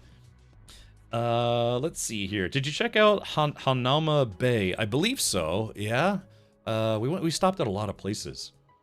Yeah, North Shore has 23-foot pipes. We didn't see too many pipe waves. Maybe some smaller ones, but not like the real big ones that you hear about or see in you know, documentaries and things. But yeah, just very, like I said, a lot of Hawaii is simply a visual feast. You've got these like tall, very green mountains that lead to a beach that leads to this like really, really deep blue water. And yeah, like I said, it's just visually mesmerizing. Yeah, so yeah, like I said, my travel and life partner Gatto's, and you know, he's like, oh yeah, check out this place. I think you might like it. So cool stuff. But yeah, just like, I mean, it was starting to get a little later in the day, so we actually didn't stop by this beach. But next time I'd like to, because it looked very, very nice. And it's just beautiful. You know, it's very, very pretty. Okay, at one point we did try driving around the mountains, and that's... Wow, beautiful, wow. Yeah, exactly, right there, right? So it did get a little sprinkly at one point. Yeah, there's Kamehameha Highway. I think there's a lot of Kamehameha highways. But yeah, so it did get a little bit sprinkly, but it's so weird. It's like isolated. It started raining. We went through this tunnel, got to the other side of the tunnel, and then drove out of the rain again, because clouds, they start butting up against the mountains in Hawaii, and it just the clouds accumulate, and eventually it turns into rain. Thank you, Guahir. So yeah, Magdalena. And again, most of my time in Hawaii, at least Oahu, I spent there as a kid. I went to Hawaii back in 2019, but we mostly stayed in like the Honolulu, Waikiki area. There were parts of Oahu that Gatos brought me to that I'd never actually seen before. Tarmon asks, hey Richard, how is Hawaii still above water? Well, that's what we're doing right now, Tarmon. Unfortunately, you probably missed about maybe like half of it. We're talking about adventures on, military bases and beaches and all sorts of stuff. But yeah, I like the minimal speed limit signs on Hawaii. What's crazy is Hawaii doesn't, I don't know what's the deal, but Hawaii seems to have very, very, very few police that monitor the highways. The one and only time we saw a distinct police presence is when we were driving. A guy in a green Lamborghini Huracan drove by. He had 2 cop cars following him. So that was one of the few times we actually saw police out there. And either they were escorting him or they were just following him to make sure he wasn't causing trouble. But I'm not kidding. For whatever reason, there's just not a lot of police out there. So, was the volcano active? It was, Dovahkiin, but we did not go to it. It was not on the itinerary. So I'm trying to remember which volcano it was. But yeah, there actually when I was there was an active volcano. I got to see it as a kid, so I kind of remember it, sort of. The cops drive their own cars, so you don't see them. Really? Is that it? Because yeah, actual, like badged, lighted cars, yeah, very few and far between. But I thought it was just so hilarious to see this guy in a green Lamborghini, and then 2 cop cars were following the guy. No pulling a Top Gear volcano visit? Not this time. Yeah, I actually wasn't aware that there was an active volcano. It would have been kind of cool, but again, I've seen an active volcano before. For sober DUIs. Wait, I did rent a Jeep, which was kind of fun. But anyways, yeah, as the day was winding down, yeah, just kind of did the full loop. Well, not a full loop, but kind of drove around a lot of Oahu, which was fun. But yeah, like I said, great views. It's got these weird 2 ominous towers, like Lord of the Rings 2 towers type stuff off in the distance. But yeah, it was a fun, real first day. Back in Hawaii. So yeah, the two towers. It's so weird because it looks a little deceiving, but there's this whole area where it's nothing but neighborhoods and things, and you just have these 2 giant towers that stick up out of the ground, which is interesting. Active volcano. I've eaten at Taco Bell as well. I ate Taco Bell right before the stream, which I'm now discovering was not the best idea I've ever had. Because before I was just having like a headache and kind of like a, I don't know, stuffiness or whatever, and now I'm feeling kind of queasy. So I'm not a clever man, So, that was only day 1. That was only day 1. I'm not kidding, Magdalena. This was not a relaxing trip. It was more like a Hawaiian adventure trip because we were kind of going hard on each other the entire the islands, driving around the entire time. I've seen a volcano locally at my house, but that's usually due to some of the buldak soup I'm eating. Very good. All right, but yeah, on to the next day. What is it? I think was this when we were driving to the airport? Yeah, okay, so yeah, this was the drive to the airport. Very easy, where we were, it was about, like, I don't know, 20-minute drive to the airport. Flying Hawaiian Airlines. Back in 2019, when I was doing some island hopping in Hawaii, the flights were a lot cheaper. Yeah, I guess, because of the whole Iran oil crisis thing or whatever, island hopping plane tickets, like I think last time I was in Hawaii in 2019, it was only like, I don't know, 60, 70, 80 bucks to do, some hops between islands, a couple hops. But yeah, this time around, I think total, it was like 220 just to go from Oahu to Maui and back. So yeah, unfortunately not the best time to get cheap tickets for island hopping in Hawaii, but it was still worth it. But yeah, just if you're thinking about going to Hawaii, just know that the island hop tickets are kind of expensive right now. So no beach trip, Dovahkiin. You literally just missed all of the beach trip stuff I was just talking about. So I know sometimes you say you just listen in, Dovahkiin, but you literally just missed all of it. That's okay. I've got more beach stuff coming up. So Benny says, you heard it here first. We were kind of going hard on the islands, the mountains and things. Yeah, I always liked Hawaiian Airlines because they got the Hawaiian lady on the back, and she's like, yeah, I'm Hawaiian. It's kind of nice. All sorts of stuff. That's okay, Dovahkiin. I'm sure you're a sleepy boy. Why does that terminal look like it's sucking up the plane? It's because it is. What it does, it sucks out all the other tourists on the plane and spits them out into the lobby. And then what it does, it like inseminates the plane with more tourists like myself. It's like, Yeah, it's like an ovipositor from Aliens. God, that's terrible. I'm never gonna be able to look at that the same way ever again. Thank you. So, all right. So yeah, but leaving Honolulu, I sat in the window seat. Thank you, Gatos, for letting me sit in the window seat. They have a big crater. What do they call that? That's is that Gatos? Is that Diamond Head? Yeah, it's a gigantic crater where this was where the first Taco Bell based blast incident in Hawaii took place. Yeah, somebody ordered 73 chalupas, and this was the aftermath. So yeah, looks like you just missed that storm. We did, man. I got extremely lucky. Didn't have heavy rain in Oahu. Didn't have heavy rain in Maui. Didn't have any rain, really, for the most part. It's a droopy cold terminal sleeve. Oh yeah, I'm sorry to hear that, Triple D. That's not good. Well, now you have to go back to Hawaii every anniversary. You know, on the plane, when you take Hawaiian Airlines, they give you a little pamphlet saying, oh, yeah, sign up for the Alaska/Hawaiian Airlines card. Get 85,000 points, which is good enough for a plane ticket to come back to Hawaii. So I might have to sign up for that and bother Gatos some more. Terminal says, I'm a terminal and I do a lot of sucking in general, so I can indeed confirm that. I'm sure those guys are very happy with you. No, I'm just, it's like you have a lot of happy customers. No, that's fine. Let's see here. Yeah, Diamond Head, which I remember we went there as a kid. They give you, you know, on airlines, they give you, would you like a Coke? Or Pepsi products, okay? But yeah, they give you Passion Orange Guava Nectar, which contains 10% juice and 90%, I don't know, like dolphin pee or something. It's like, well, it's kind of healthy, but yeah, give you a little taste of the islands. And I remember this, and I remember they've been doing this for forever. I remember as a kid, yeah, they give you like these little juice cups instead of, you know, like Sprite or root beer. Yeah, so anyways, yeah, I don't know. It's just like I said, dolphin pee. Okay, but yeah, very, very pleasant flight over. Like it's not often I get to fly because Oahu is actually, it's a few islands away. I think like there's like Molokai and Hawaiian Guy, a few different islands that you get to fly over. And again, a lot of them are not super populated. I forget which island it was that they used for target practice, but that one's less populated for obvious reasons. If you asked California, the other 90% is Cancer. Yeah, it's got yellow number 6, red number 40, so you're not far off. Okay, but yeah, I mean, just seeing these giant mountains from the sky. Like I said, these photos, they I don't have like UV windows, so the kind of the colors don't come through. But it was very, very cool to see all these things. And again, you can see on these, there's like roads, and you see these lines. Those are trails. You can kind of go up the mountains a little bit, which is kind of fun. Yeah, there you go. Yeah, it was just, like I said, it's very cool, kind of doing some island hopping. Yeah, beautiful, very beautiful stuff.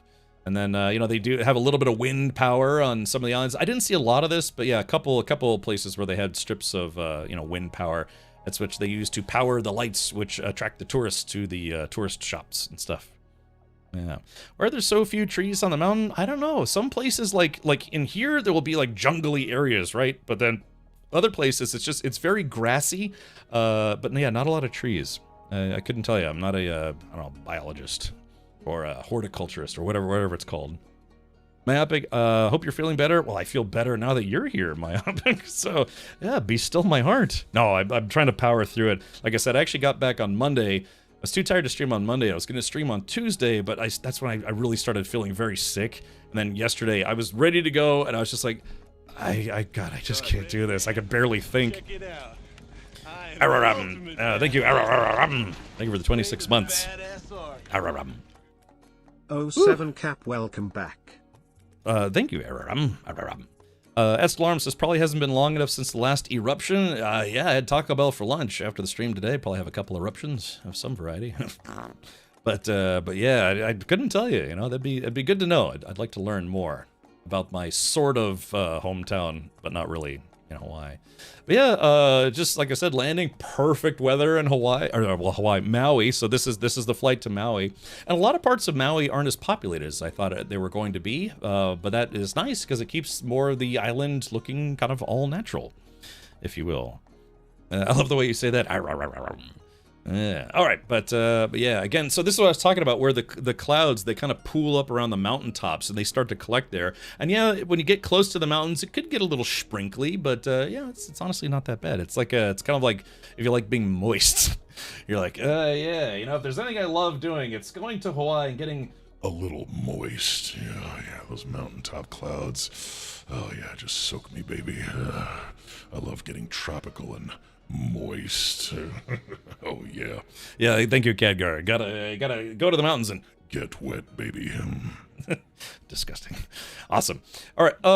Yeah. So, anyways, when you get to, we stayed at a resort. I was gonna have us stay in like a Motel 6, but God was like, no. But he's like, I like kind of bougier places, so he booked us a spot at an actual resort, which was quite nice. Before we got there, we stopped at a taco truck, just a random taco truck.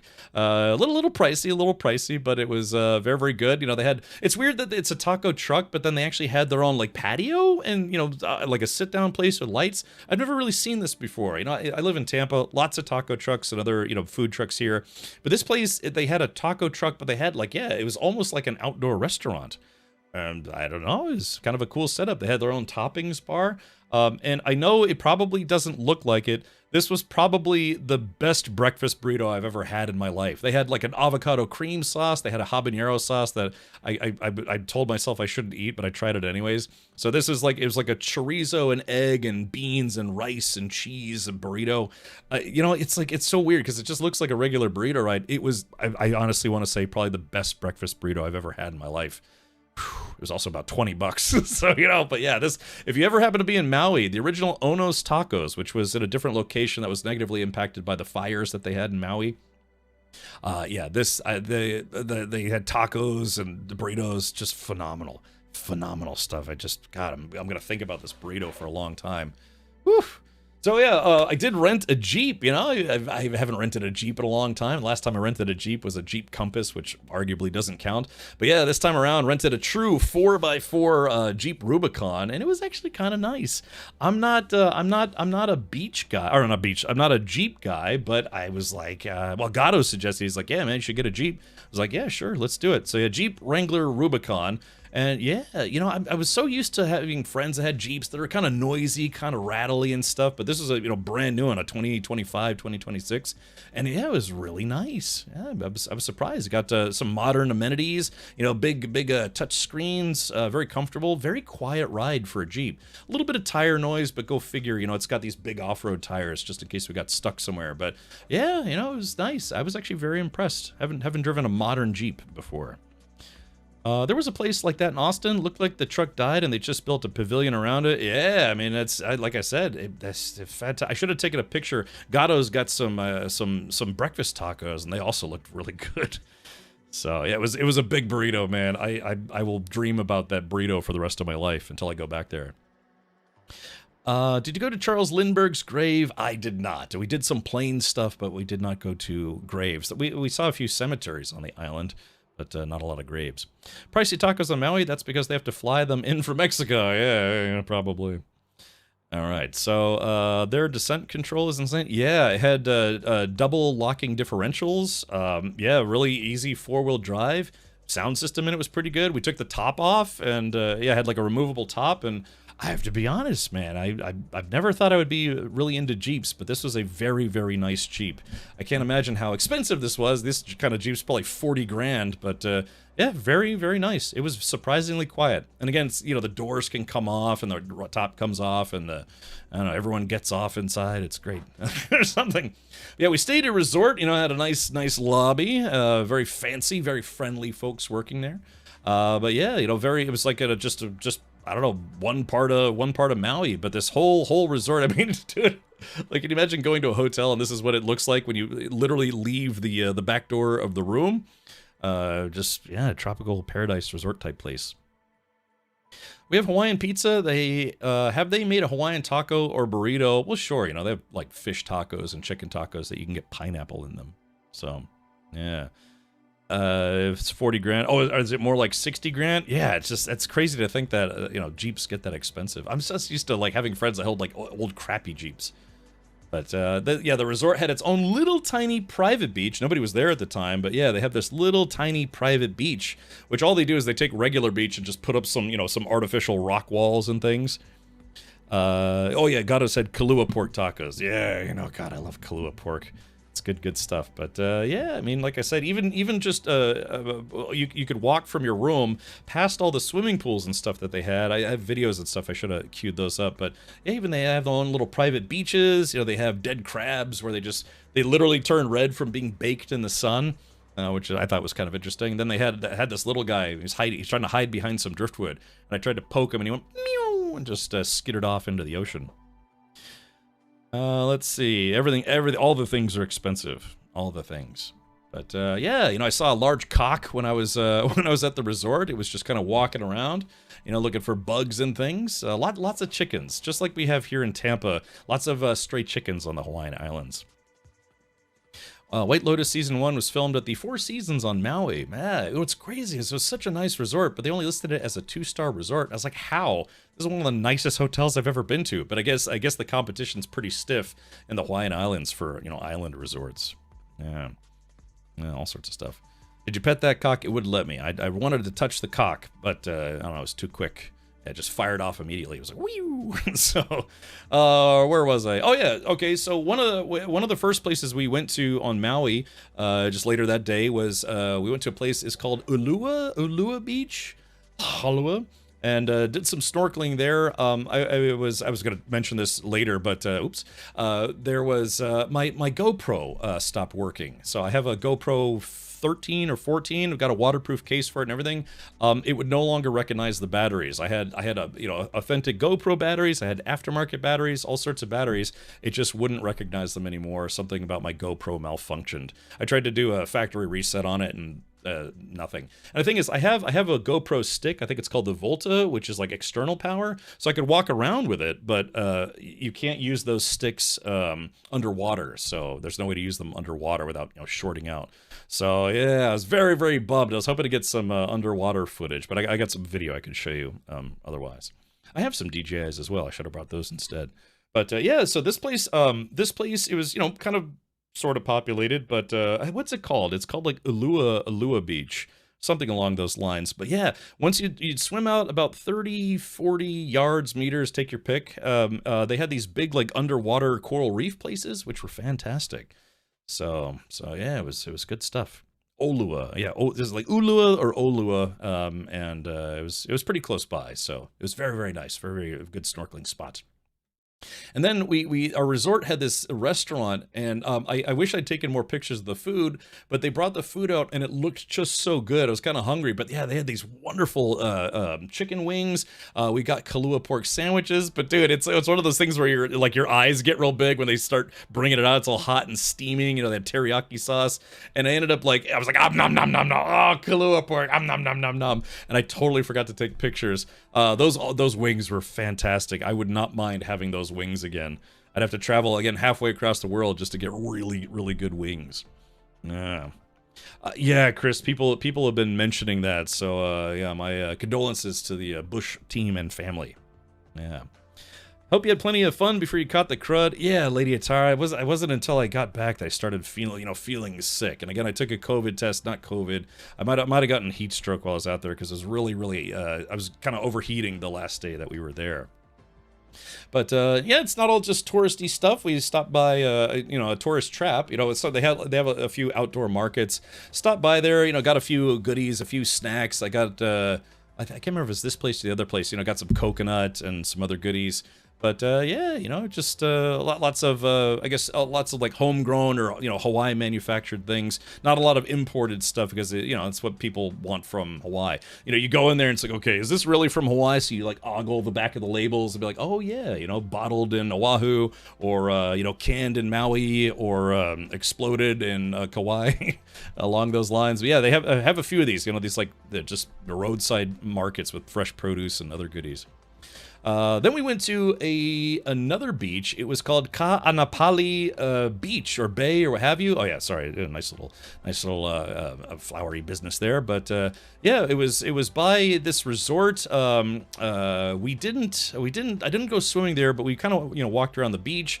There was a big resort there. There was a wedding going on, and what was kind of funny is they weren't like, I don't know, they weren't checking tags. They didn't have wristbands or anything. So we just kind of waltzed into this wedding, you know? I told God, I was like, look, I'm gonna go to the buffet. Just act natural. And he's like, dude, don't go to the buffet. They're gonna yell at you. I was like, what? Look, we were kind of dressed up a little bit at the time, you know, a couple of wedding crashers.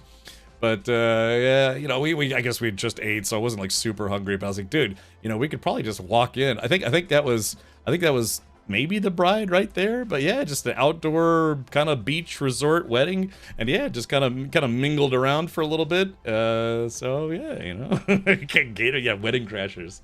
Yeah.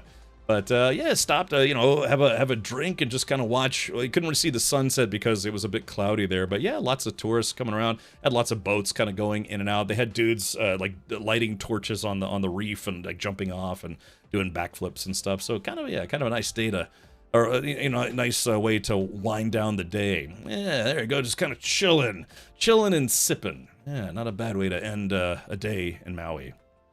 So, yeah, it was weird. They had these boats. They would, like, kind of go out, do some donuts, and then bring people back in. So it's like, I guess if you really want to go on a boat, I don't know, maybe it was part of the wedding party or something like that. But, yeah, you know, little tropical birds.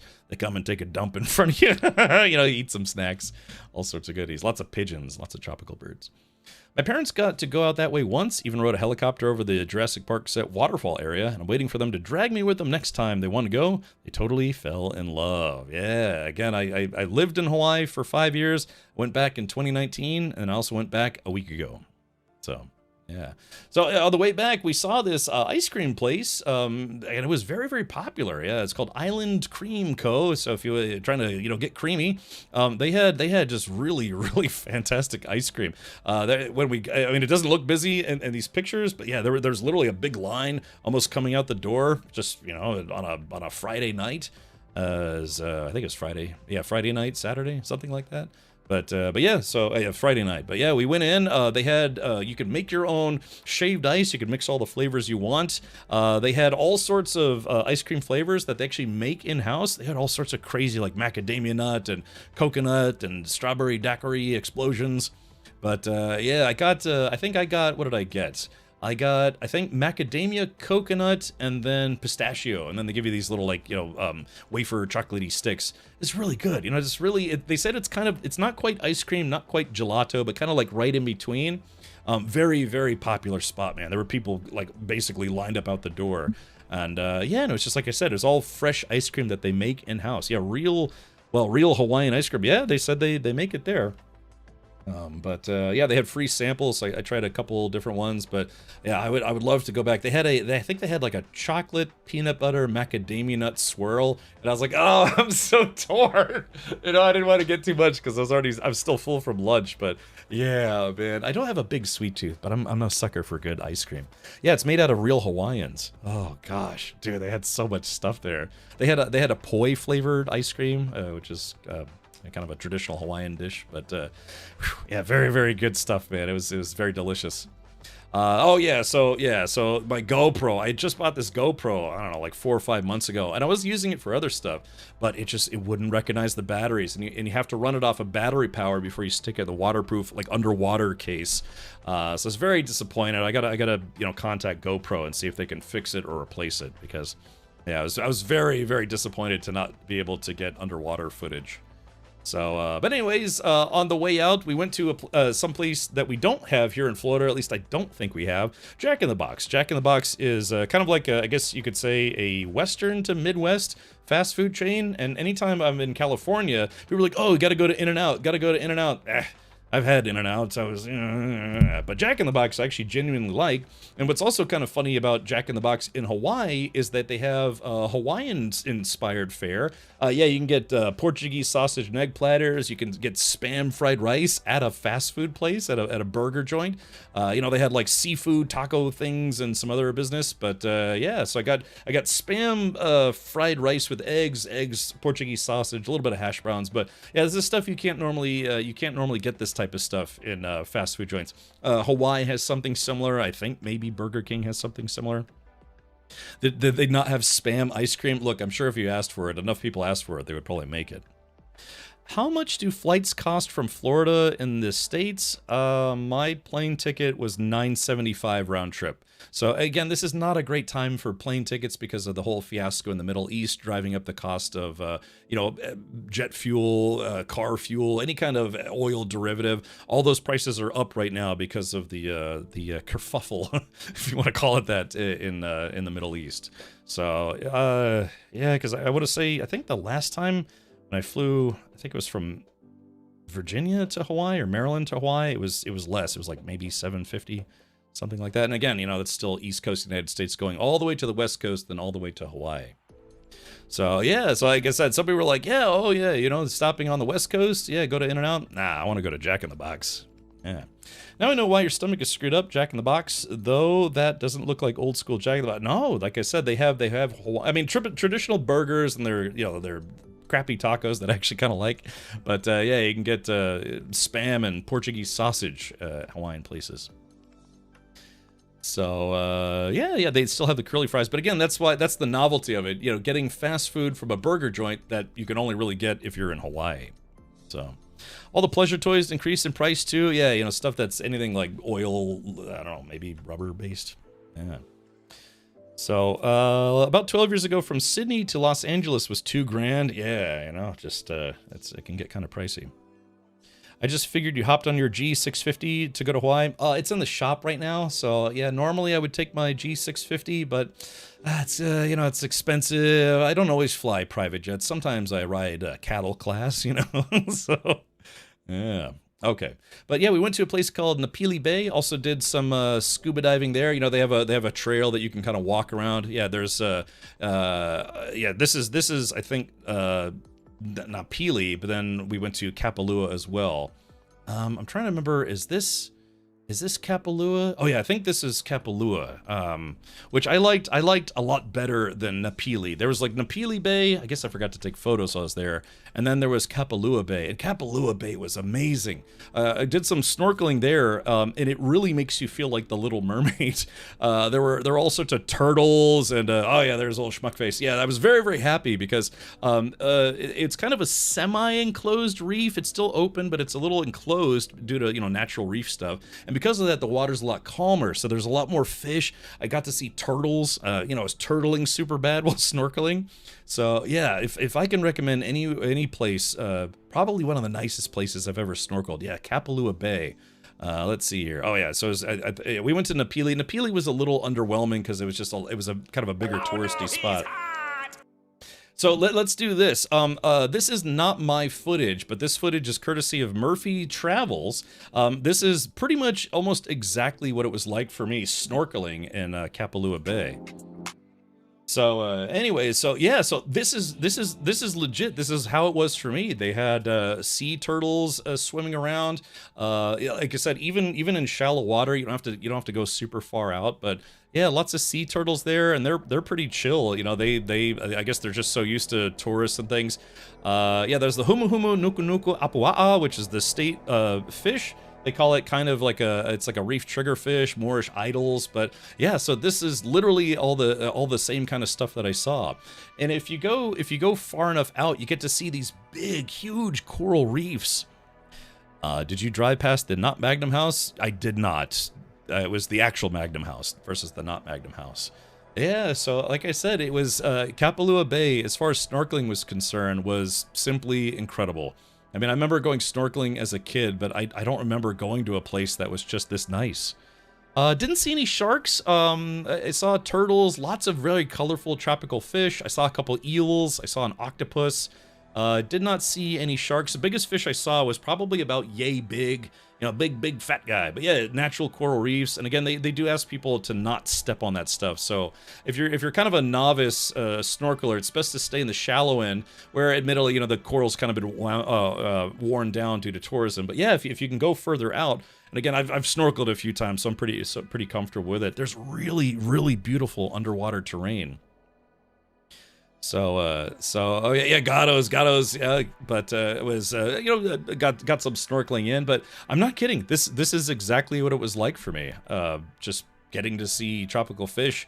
Yeah, they had some very strange fish out there, which was pretty cool. Yeah, like I said, if you kind of stay along, kind of like the coastline-ish, kind of a little bit, you know, the reefy line. A lot of fish tend to hang out there. I previously, when I went snorkeling in Kauai, there was like a stand where you could buy fish kibble, you know, like little fish pellets, fish bites, whatever. And so you bring those with you, then you open it and you kind of like just throw some fish kibble out, and you literally get swarmed with fish, and it's actually pretty awesome. But yeah, this, I'm not kidding. I was like humming to myself, under the sea, smelling my feet, and all sorts of stuff. All right, so yeah, so that's courtesy of Murphy Travels. Go check them out on YouTube. They have a bunch of videos where they do tours of Hawaiian snorkeling spots and other things. But coral is sharp too. Yeah. Gatto's kind of found that out the hard way. He got a little gash on his foot. And we were wearing reef shoes. I specifically brought us reef shoes because I remember that. I remember being a kid and having, you know, basically, you know, stepping on coral or urchins and stuff, and it really hurts. So, you know, I got some reef shoes, but I think it like poked through his shoe. I had a giant thorn almost poke its way through my shoe, so I was glad I wore those. So yeah, if you're going to actual, not like in the shallow end, but in the deeper areas, like kind of back over here, this is where I was snorkeling, either wearing flippers or reef shoes can be good, because if you do have to step down, you don't want to cut your feet open. So yeah, but yeah, easily probably the best place I've been snorkeling to that I can remember. Again, it's called Kapalua Bay. Let's see if I can find it. Yeah, this place right here. This was, I think this is Napili, and then we went over here. As you can see, it's a little more enclosed. Perfect snorkeling spot. It makes me want to get my snorkeling license or certification so I can actually go down deeper and then drown and have the fish laugh at me. Turn into fish food. Okay. But yeah, so I was very happy. That was probably the highlight of my trip, other than holding hands with Gatto's. He's got very soft, supple hands. No, stopped off yet another, like I said, they have a lot of these farmers markets. Gatto's was like, dude, will you please shut your mouth? Yeah. No, you stopped off a lot of these farmers markets in Maui. Yeah, just stop off. They have like fresh produce. If you're trying to get food that's not, well, not Jack in the Box. Yeah, you can get, they did fresh smoothies here. Like they chop up coconuts. That's what I got when I was there. I got some coconuts and a couple other snacks, but it's good, all fresh, you know, fresh Hawaiian produce. Can't beat it. This is the one you got the coconut. Yeah, I was watching this guy chop up my nuts, all sorts of stuff. But yeah, then I wish I'd taken more. I guess I took mostly videos, but yeah, we went to a place called Twin Falls in Maui. There's a thing called the Road to Hana, which is where it's a driving road trip kind of thing, where there's lots of places to stop off to do hiking, go see waterfalls, and eventually you drive there, and it's like, I don't know, 60 miles or something like that, and it's a very long touristy road thing where you can go see waterfalls. You know, you can walk around, hike around the jungles of Maui. And we only did a little bit of it, just a little bit of it, because yeah, I think it was, you know, I guess it was our last day in Maui. We only did about 2 days, 1 night, 2 days in Maui. So, but it was perfect for me, you know. It was kind of a short hike. I'm still getting over a sprained ankle, so it was just enough, you know, all natural Maui to be fun. So the only problem was lots of mosquitoes. I actually bought bug spray, but I bought too big of a can, and so I couldn't put it in my luggage to bring on the plane. So yeah, I got a little chewed up. That's what I was thinking. I was like, man, hopefully I didn't catch malaria or something. Maybe that's why I'm feeling ill. But yeah, like I said, I'm kind of burning up right now. It was very nice though. Very tropical. Yeah, oh yeah, there's Tough Guy. But yeah, they had kids like doing backflips off the waterfall. It's like, I don't know. It looks kind of unsafe, but yeah, kind of a nice, you know, this one was kind of a short nature hike, but yeah, it's called the Road to Hana. If you ever go to Maui, you'll probably see advertisements about it or people talking about it. It's just a very long road trip where you can make a lot of stops and see a lot of the natural Hawaiian countryside. Did you do the swim near the waterfall on the Road to Hana? No, Dean Below. We only got as far as Twin Falls. Because we did a lot of beach hopping earlier in the day. So we were there for all day. We got there Friday morning. We left at like 6:30 in the morning, 6 a.m. to get on a plane. We got to Maui, checked in the resort, then we did a bunch of touristy stuff, went back, you know, got some sleep, and then left again in the morning to do some beach hopping. We went to, I think, like 2 or 3 different beaches. And then we also tried to squeeze in, you know, going to Twin Falls and getting a little hiking in.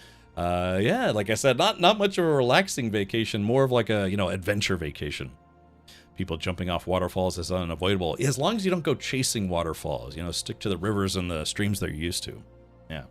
But now this is the only thing that I thought was genuinely intimidating. So this is one of the water inlets that leads into Twin Falls, and I tell you what, man, you fall in this and you're done. I mean, you are just absolutely done, because this water is moving at a very high rate of speed. Again, I have video of it. I should have queued that up, but it is like whoosh. I stuck just my hand in it just for a moment. It was like, it felt like somebody had uncorked a fire hydrant. You know, I was like, wow. So I tell you what, man, if you fall on this, you're just gone. Because you would instantly get sucked under, and there's lots of painful, sharp rocks and business, and you would just tumble this until eventually you just kind of shoot out the waterfall, and then they have to scoop your lumpy corpse out of the pond. But very intimidating. Like I said, I have footage of it. I haven't gone through my footage yet. Yeah, they had freshwater crayfish or crawdads, whatever you want to call it. You know, like little micro lobsters. It's interesting too, because when there can be like almost like a high tide and a low tide for these basically these streams and things. So when the water starts going down, you could see there's like these little water pools where creatures, you know, fish and I don't know other crustaceans, uncrustables. They get stuck in there and they're just like, hey. Yeah, I guess we live here now. Yeah, just little ponds of wildlife. Looks like lobster's back on the menu, boys. Right.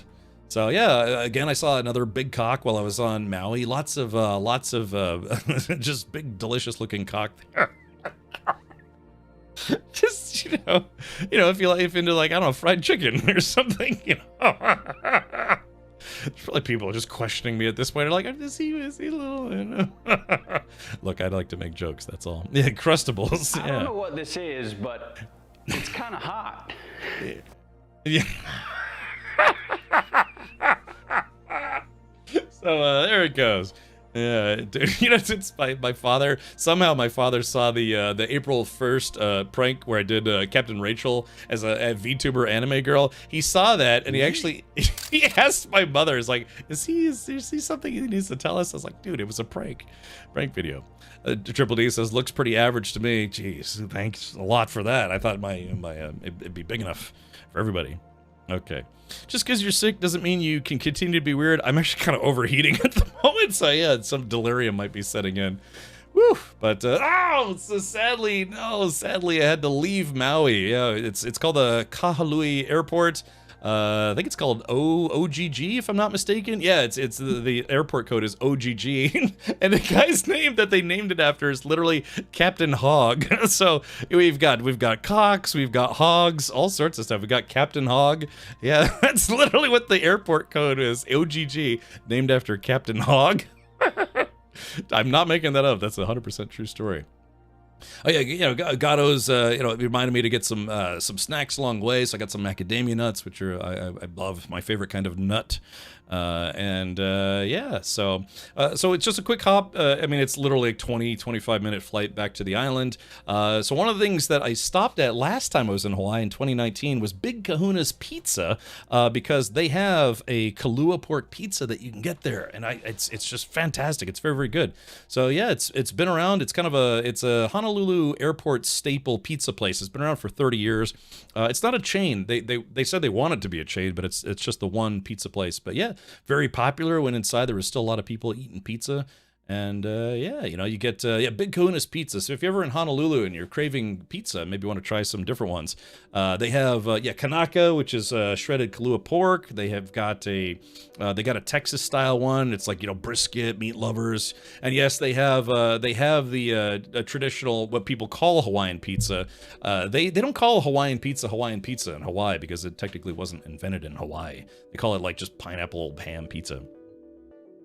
Well, if it's delirium is setting in now, what's the excuse the rest of the time? I don't know, a lack of brain cells rub together. Okay, so are the rumors from the Mod Squad true? Is he hung like a juicy kielbasa? Gatto's, yes, I can confirm that personally. Fog. Oh, okay. Love flying into there in the flight sim. Okay, I got you, Elsinore. But yeah, so dude, this is it's basically Kalua pork it's just, you know, it's pork, but it's done differently. Like a Kalua pork tastes a little different than say like pulled pork or pork chops or whatever. They use like Hawaiian seasonings and whatever they do to make it taste like Kalua pork, and it's fantastic.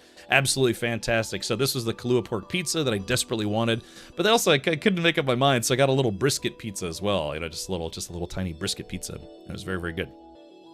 So back in Oahu the following morning, I was like, hey, let's go back to the big city diners so I can get some more. I wanted to get like some more Spam for breakfast, actually. So again, they have Guinness on draft. So I was like, hey, you know, I'm on vacation. Why shouldn't I have a big tall Guinness for breakfast? Yeah, why not, man? I was so happy. I was like, gosh, this is the best vacation spot ever, because they do really good breakfast and they have Guinness on draft. Oof. Good stuff. But yeah, just traditional breakfast things. I got Spam and eggs and a pancake. Again, Spam, very, very, very popular. And again, I grew up eating Spam because I lived in Hawaii. So yeah, I like how it kind of looks like butter eyes. But yeah, I had lots of Spam over the weekend. Probably too much Spam. So yeah, I like to make it where it's like a nice little. I like to have it where it's like a little bit of pancake and egg and then Spam. It's almost like an hors d'oeuvre, and I just eat that. And it's like yum. I love Spam. Spammy Spam. All right, but yeah, so unfortunately, man, you know, this was, I think, the last time I got to see the terrain. War Machine, thank you for the Prime sub. Thank you for 110 months. Oh, gosh, I have to take another aspirin here. I'm getting excited, you know, thinking about Hawaii. So again, this is a view from Gatto's apartment. Rough life, right? You know, I got up in the morning and took that picture. Just big, beautiful sky, and those two ominous towers. So what else was there? Oh yeah, we ended up going back to Waikiki Beach just to kind of stroll around, you know, just kind of hang out one last time because I didn't want to leave. We had a little bit of time to kill before my flight. This is the Hale Koa Hotel. I've actually stayed at this hotel before. It's where I stayed in 2019. This hotel, I believe, is only open to military and federal employees. And it just so happens that, you know, I know a few of both. Meat Shield gifting a sub to Show Feet. Yeah, Show Feet, please. Oh, by the way, yeah, we hit our sub goal for today, so thank you so much for that. And Clubberson, hey, Clubberson hitting 100 months. Hey, let's get some 07s in chat, maybe some sub hypes as well. Clubberson, thank you, buddy. Yeah, thank you for hitting 100 sub hypey months. Yeah, I guess you're not tired of me yet. So, oof, I think I'm tired of me. Oof. But yeah, we went very hard on this trip, very hard. But yeah, I've stayed here before. Again, it's I think it's reserved exclusively for military and federal personnel. So, you know, I got the hookup last time I stayed here. But yeah, you know, just like I said, kind of walking around Waikiki a bit more. Again, I like it. It's a bit touristy, but I like it. And yeah, just golly, can you see why people wouldn't want to leave? You know, you're literally moments away from tropical beaches, you know, beautiful clear blue waters, and you know, just people lounging. Again, this is probably the most touristy beach in all of Hawaii, probably, but it's okay. You know, they got a lot of nice stuff there. Hey, Dr. J, thank you for the 76 months as well. Yeah, let's get some hypes, all the hypey hypes. Hello, woo. Captain Lobster. We're doing the 6-7 meme in reverse. All right, yeah, we'll go reverse cowgirl tonight. That sounds great. No, but yeah. So again, even though, like I said, it's a very touristy area, it's still have nice beaches and yeah, fun places to hang around. Got one last pina colada. We had a number of things that we wanted to do, you know, just like checklist items. And the very last thing I think that was on our checklist was to get pina coladas at a beach bar somewhere. This was made with like real coconut milk cream type stuff, and it was very good. I think there was like no alcohol in it whatsoever, but it was still very, very good. Tasted more kind of like almost like a coconut pina colada smoothie. They give you the big chunks of pineapple with it and everything. Oh, as I just regret getting Taco Bell before today's stream. Yeah, Gatto says, yeah, that drink was good. It was very good. It tasted very, very authentic, I guess you could say, versus like whatever bottom shelf pina coladas you get. You know, like they're effectively alcoholic slushies, right? But this is made with more natural ingredients. And it was also very expensive. That's okay. Last drink. But yeah, there was a guy here. I didn't get footage of it in time, but there was a guy playing with his dog in the ocean. So he would bring the dog to, I guess, like to the rocks. The dog would run around the rocks and then go for the beach and then jump back in the water and swim back to him. So it's very cute. I wish I'd gotten some footage of that. But yeah, like I said, it's a touristy beach. But you know, there's some people who are kind of like boogie boarding out here, doing a little bit of light surfing. Yeah, very fun stuff. You know, you've got sweaty, hunky men. If you're into that kind of thing, Mammon, go visit Hawaii sometime. Golly. And then, of course, I had to go to one more because as if I hadn't eaten enough Spam. We went to I think it's called Lawson's, but it's like a Japanese convenience store chain. It was a rock lobster. Rock lobster. But it wasn't a rock. It was a rock lobster. Doo-doo. Yeah, that's right. Yeah, Lawson's. So, is your topless photo? You missed it already. I actually did show a photo of me topless. True story.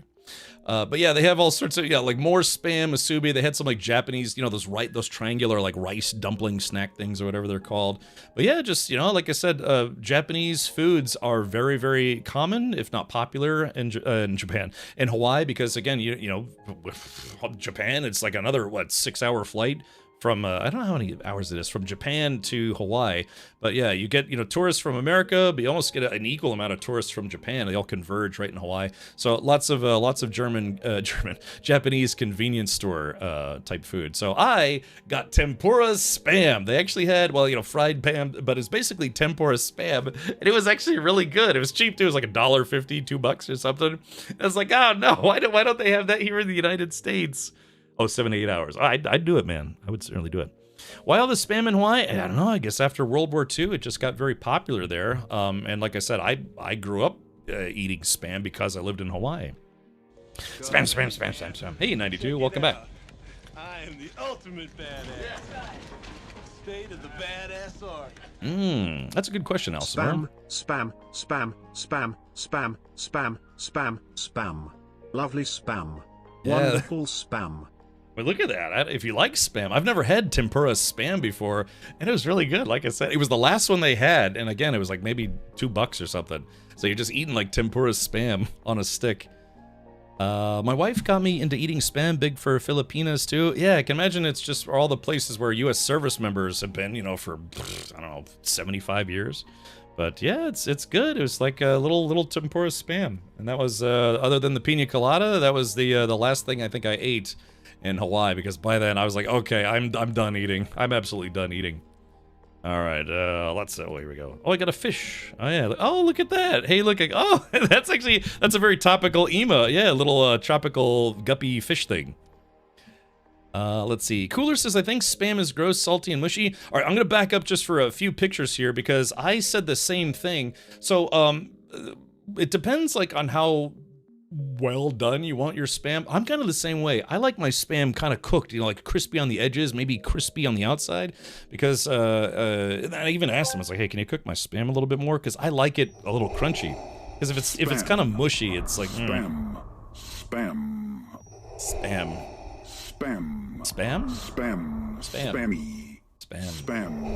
Spam? I love to rub Spam on my roasty little nipples.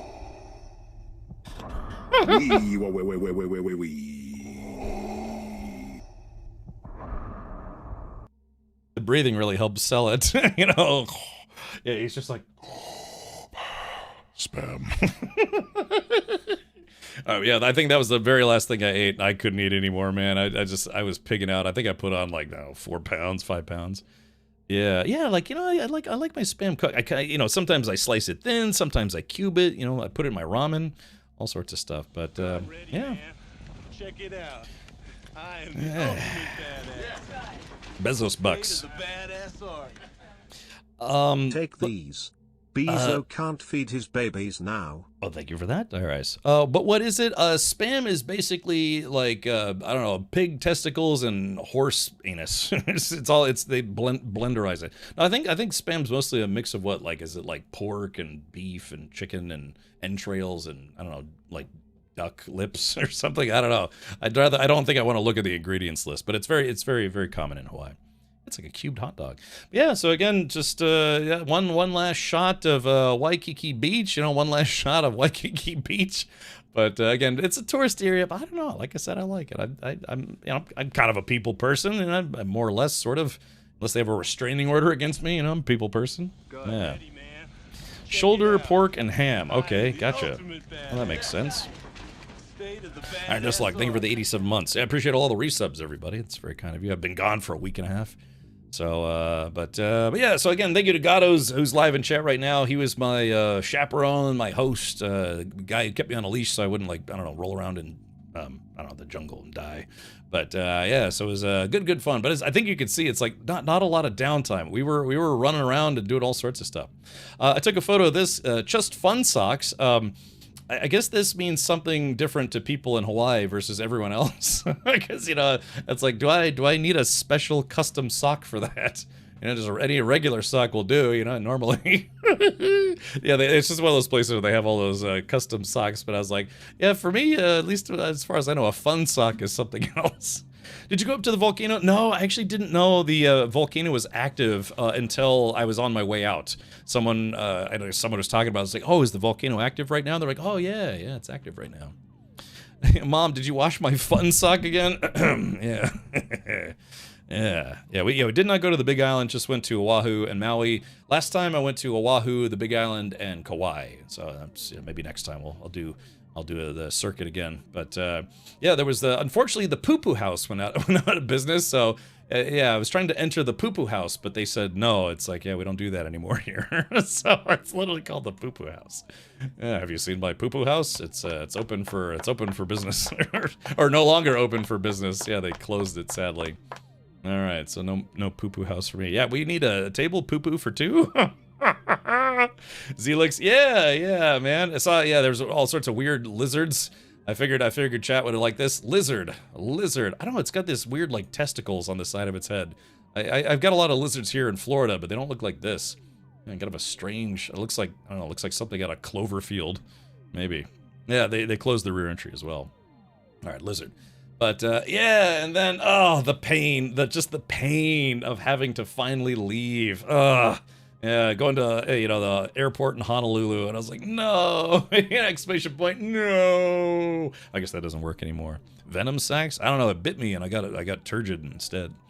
Okay, well, yeah, eventually had to leave, and, dude, it sucked, man. Gatos dropped me off at United, but if you go into United at Honolulu Airport, you have to walk all the way from United to the security gate, because the security gate I was at was 5, was for, like, TSA clear, or TSA pre-check, and so I had to walk all the way down to the Schlub security entrance, and then walk all the way back to United, and then I had to walk another, like, 10-15 minutes to the ass end of the airport. I was literally in the very, very last terminal at the end of the airport, and I was like sweating by the time I got there, man. I'd already been kind of sunburned and stuff, but I tell you what, man, it was literally like a 15-minute walk from security all the way to the end there. Eisenhower, in a letter to Hormel during World War II, of course, I ate my share of Spam along with millions of other soldiers. I'll even confess to a few unkind remarks about it, uttered during the strain of battle, you understand, but as former Commander-in-Chief, I believe I can still officially forgive you for your only sin, sending us so much of it. Yeah, dude, Spam is great. You kind of don't want to eat it every day. Okay.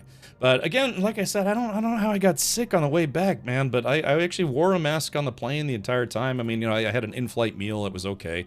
They actually had curry chicken and rice, which was actually pretty good. I had some hot sauce in my backpack, just a little leftover from Jack in the Box, but so yeah, and I almost, you can see I almost have like tears in my eyes. Look at that, tears in my eye. Oh, there's my eyeball. Almost like tears in my eyes, because it's like, I really, oh yeah, you can see my forehead kind of burned. I didn't want to leave, but sadly, this trip has to come to an end. Did you really have to leave? What if you just didn't? I don't know. I think Gatos would kick me out eventually. Yeah, or maybe just start charging me rent, and he's got kind of high rent. Better than waiting in a Canadian airport in negative 35-degree temps outside for over 5 hours. Well, yeah, you're not wrong about that. So yeah, flying out of Honolulu, had to make the trek. So this time, instead of the stopping at LAX to be able to leave later on a Sunday, I had to go from Honolulu, Hawaii, all the way to, I think, Chicago, O'Hare Airport at Chicago. And, that was a long flight, so it's like a little over, I think about 8 hours. And like I said, the kid next to me was kind of coughing and sniffling the whole time, but I don't feel like I have a cold. I just like overheating and kind of a fuzzy headache kind of thing. But what kind of sucked was we got stuck in a loop, in a looping pattern right outside of Chicago due to too much air traffic and bad weather. So we were sitting there just going, it was like the Indy 500 in the air. And because of this, the plate landed 50 minutes late. So I'm not kidding, man. I had to run from my gate to the other side of the damn airport, and I only made it to my plane with about 10 minutes to spare, maybe 10, 15 minutes to spare. So instead of having a, like an hour and 20 minute layover, I just barely got onto my flight on time. It would have sucked too, because who knows how long it would have taken to get another flight to Tampa. Man, it looked like you had a blast. Deserved, Cap. My life was empty without your streams, but you got to hold supple hands, so I understand. They were very kind and explorative. Yeah, nice exploring fingers. By the way, the main airport in Hawaii shares runway space with a Navy/Air Force base directly connected. Yeah, traffic seems to be okay there, but O'Hare is a very, very big airport, and yeah, dude, we got stuck in a holding pattern. And I just barely made my next flight. But I did, I was rushing, I was sweating bullets, but actually made it. And returned to Tampa, Florida. So this is where I live. I live, actually technically I say Tampa, but I live right here, Brandon. That's where my P.O. box is. Hey, by the way, my birthday's on Saturday. Still time to send me a postcard or a birthday card if you want. You don't need to send me any goodies, but I like getting postcards from people. But yeah, so, and again, kind of a mid-central Florida's kind of tropical, but, not like Hawaii, so. All right, well, anyways, what is this? Oh, yeah, so on the way after, what was it? I think it was on the way home or after I got home, I remembered I had a buy one, get one free coupon because, around your birthday, if you sign up for a bunch of junk food, fast food mailing lists, they give you, they give you like coupons or some goodies. So Jets Pizza sent me a coupon for buy one, get one free pizzas, and I was like, I don't feel like cooking. I'm pretty tired. So I went to Jets, which last time I ate Jets, they put way too much garlic on my pizza, which caused me to uneat said pizza, if you know what I mean. I don't want to be too gross here, but I got there and I gave them the buy one, get one free card, and they looked at it and they're like, we'll take care of it. And I was like, okay, so I think I still owed them like $15, and they're like, oh no, it's, don't worry about it, it's paid for. I was like, really? And they're like, yeah, happy birthday. so it was kind of cool. I came back from Hawaii. I decided to be like, well, I'm not on my diet. I'm not back on my diet after my vacation. So yeah, Jets Pizza, super nice guys. They just hooked me up with 2 pizzas for free. They're like kind of like these kind of small deep dish pizzas, but hey, free food tastes better, right? I even offered to pay. I was like, hey, I'd still owe you like $15. And they're like, no, it's taken care of. And yeah, nice guys. Makes up for the last pizza that kind of made me really sick. So, yeah. Aaron says, true story, while driving a Humvee across the runway, a field pack fell out of the trailer and in the middle of the runway, then had to send an emergency vehicle out to snag the rucksack. That's, given that guy just, that guy like got raffle-pwned on a airway run strip or an airstrip recently. Yeah, I can imagine that's actually kind of dangerous. No such thing as too much garlic unless you're a vampire. I guess so, man, because it was barely edible. I tried to eat it and I couldn't eat it. It actually made me really sick. So, hey, if you haven't eaten both of them yet, can you ship one of them to Oregon? They didn't last long. So I think I ate 2 slices of pepperoni. And dude, Jets Pizza, if you get the Jets Buffalo Chicken Pizza, their Buffalo Chicken Pizza is surprisingly good. I'm definitely getting that again. Oof. So, yeah, they said it was intentional. O'Hare is one of the busiest airports in the world, and at one point it was the largest terminal. Yeah, man, we got stuck in a holding pattern. It was 50 minutes late, and my layover time was only an hour, I want to say an hour and 20 minutes. So we were 50 minutes late, plus it took me like 15 minutes to run to the other side of the airport. So like I said, I only made my flight by about a good 10-15 minutes. So, yeah. I was on a 787, I think, on the way back, Chris, and it was pretty big. So, but anyways, I do have a tradition of buying magnets. I should have taken a picture of my entire magnet collection, but yeah. So I got another Hawaii, very generic Hawaii magnet. I got a USS Missouri. I walked the decks of the last battleship, Pearl Harbor, Hawaii, and then of course Maui. A little hang loose there. From Maui. So I've got a rather big magnet collection. Every time I go someplace, I some people collect beer coasters or, clothes. I got a couple shirts too. Oh yeah, including, I bring it up, including this shirt. I got, because I was sitting in the ocean poking turtles. I got this sea turtle thing. I got a very, very touristy Maui. Yeah, there we go. I got a very touristy Maui shirt. From a very, very small touristy shop called Walmart. Yeah, because I kept trying to find like a good shirt, but kind of cool. I might wear that to like a concert or something here. But yes, I got a few mementos. But yeah, I've got lots and lots of magnets from all over the world on my fridge. Hopefully someday I'll be able to get some from Japan. Let's see. Yeah. Unfortunately, that guy he caused a lot of problems. Yeah. Okay. The cheap dollar. Yeah. No, the pepper. I mean, it was okay. But dude, that Buffalo Jets. If I don't know if you have a Jets near you, try their buffalo chicken pizza, specifically on their like deep dish style. It's really good. Holy moly.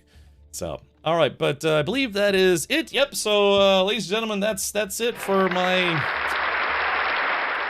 adventures in Hawaii. And like I said, I hope to have a video put together with some of the stuff that I didn't show in the photos, you know, like a more thorough tour of the battleship, you know, some beach footage, got some footage of Gato showering, that's a plus. There was actually one of those Japanese robo toilets in my hotel room. I took footage of that, which I don't know, maybe I can or cannot show on Twitch. So, but yeah, I've been live for almost 3 hours. So that was, those were my adventures in Hawaii. I hadn't been back to Hawaii since 2019, and prior to that, I hadn't been back there for, gosh, I don't know, like 15 years, something like that, because I was just a kid at the time. I was wondering why there was a draft. I was very sneaky. I had the camera set up on a tripod and everything. Yeah, I was zooming in. I had to zoom in a lot. All right, let's see. Well, yeah, so that's it. Oh, gosh. Oh, man. Yeah, the problem is now I want to go right back. If someone's like, "Hey, would you like to go back to Hawaii this weekend?" I'd be like, "Well, let my sunburns heal, and then we'll talk about next week." How's that sound? Okay. But oh man, again, if I could go back there and stay there for more than just 4 or 5 days, I would. If anything, yeah, I'd like to do. I'm really keen on snorkeling, and I think I want to get into scuba diving, because when I was there at this is Waikiki, but I was in Kapalua. I was just so happy to be swimming under the water, with the fish and the turtles and the urchins and the jerks and stuff, and yeah, I just kept thinking to myself, it's like we have that kind of excuse me, we have that kind of in Florida, but you have to go down to southern Florida, like Miami or the Keys, especially the Keys, if you want to do some, snorkeling and see, I guess, like tropical fish stuff and things. So, yeah, thank you, Elsinore. So, yeah, at some point. And before Kim Richard moves to Hawaii, so let's think about this. If I stream at 4 p.m. U.S. Eastern, to stream at the same time, I'd have to stream at 10 a.m. Hawaii time to start, because I think I'm 6 hours ahead of Hawaii. So it's like, hey, Cap, you want to get up at 9 a.m. and start streaming by 10 a.m. every day? No, no, I'd have to be like a midnight streamer. I don't know, but I'm definitely not done going to Hawaii. I will be back there at some point. Yeah, there you go. Yeah, see, the sun. What's weird is the sun bleached a little bit of my beard.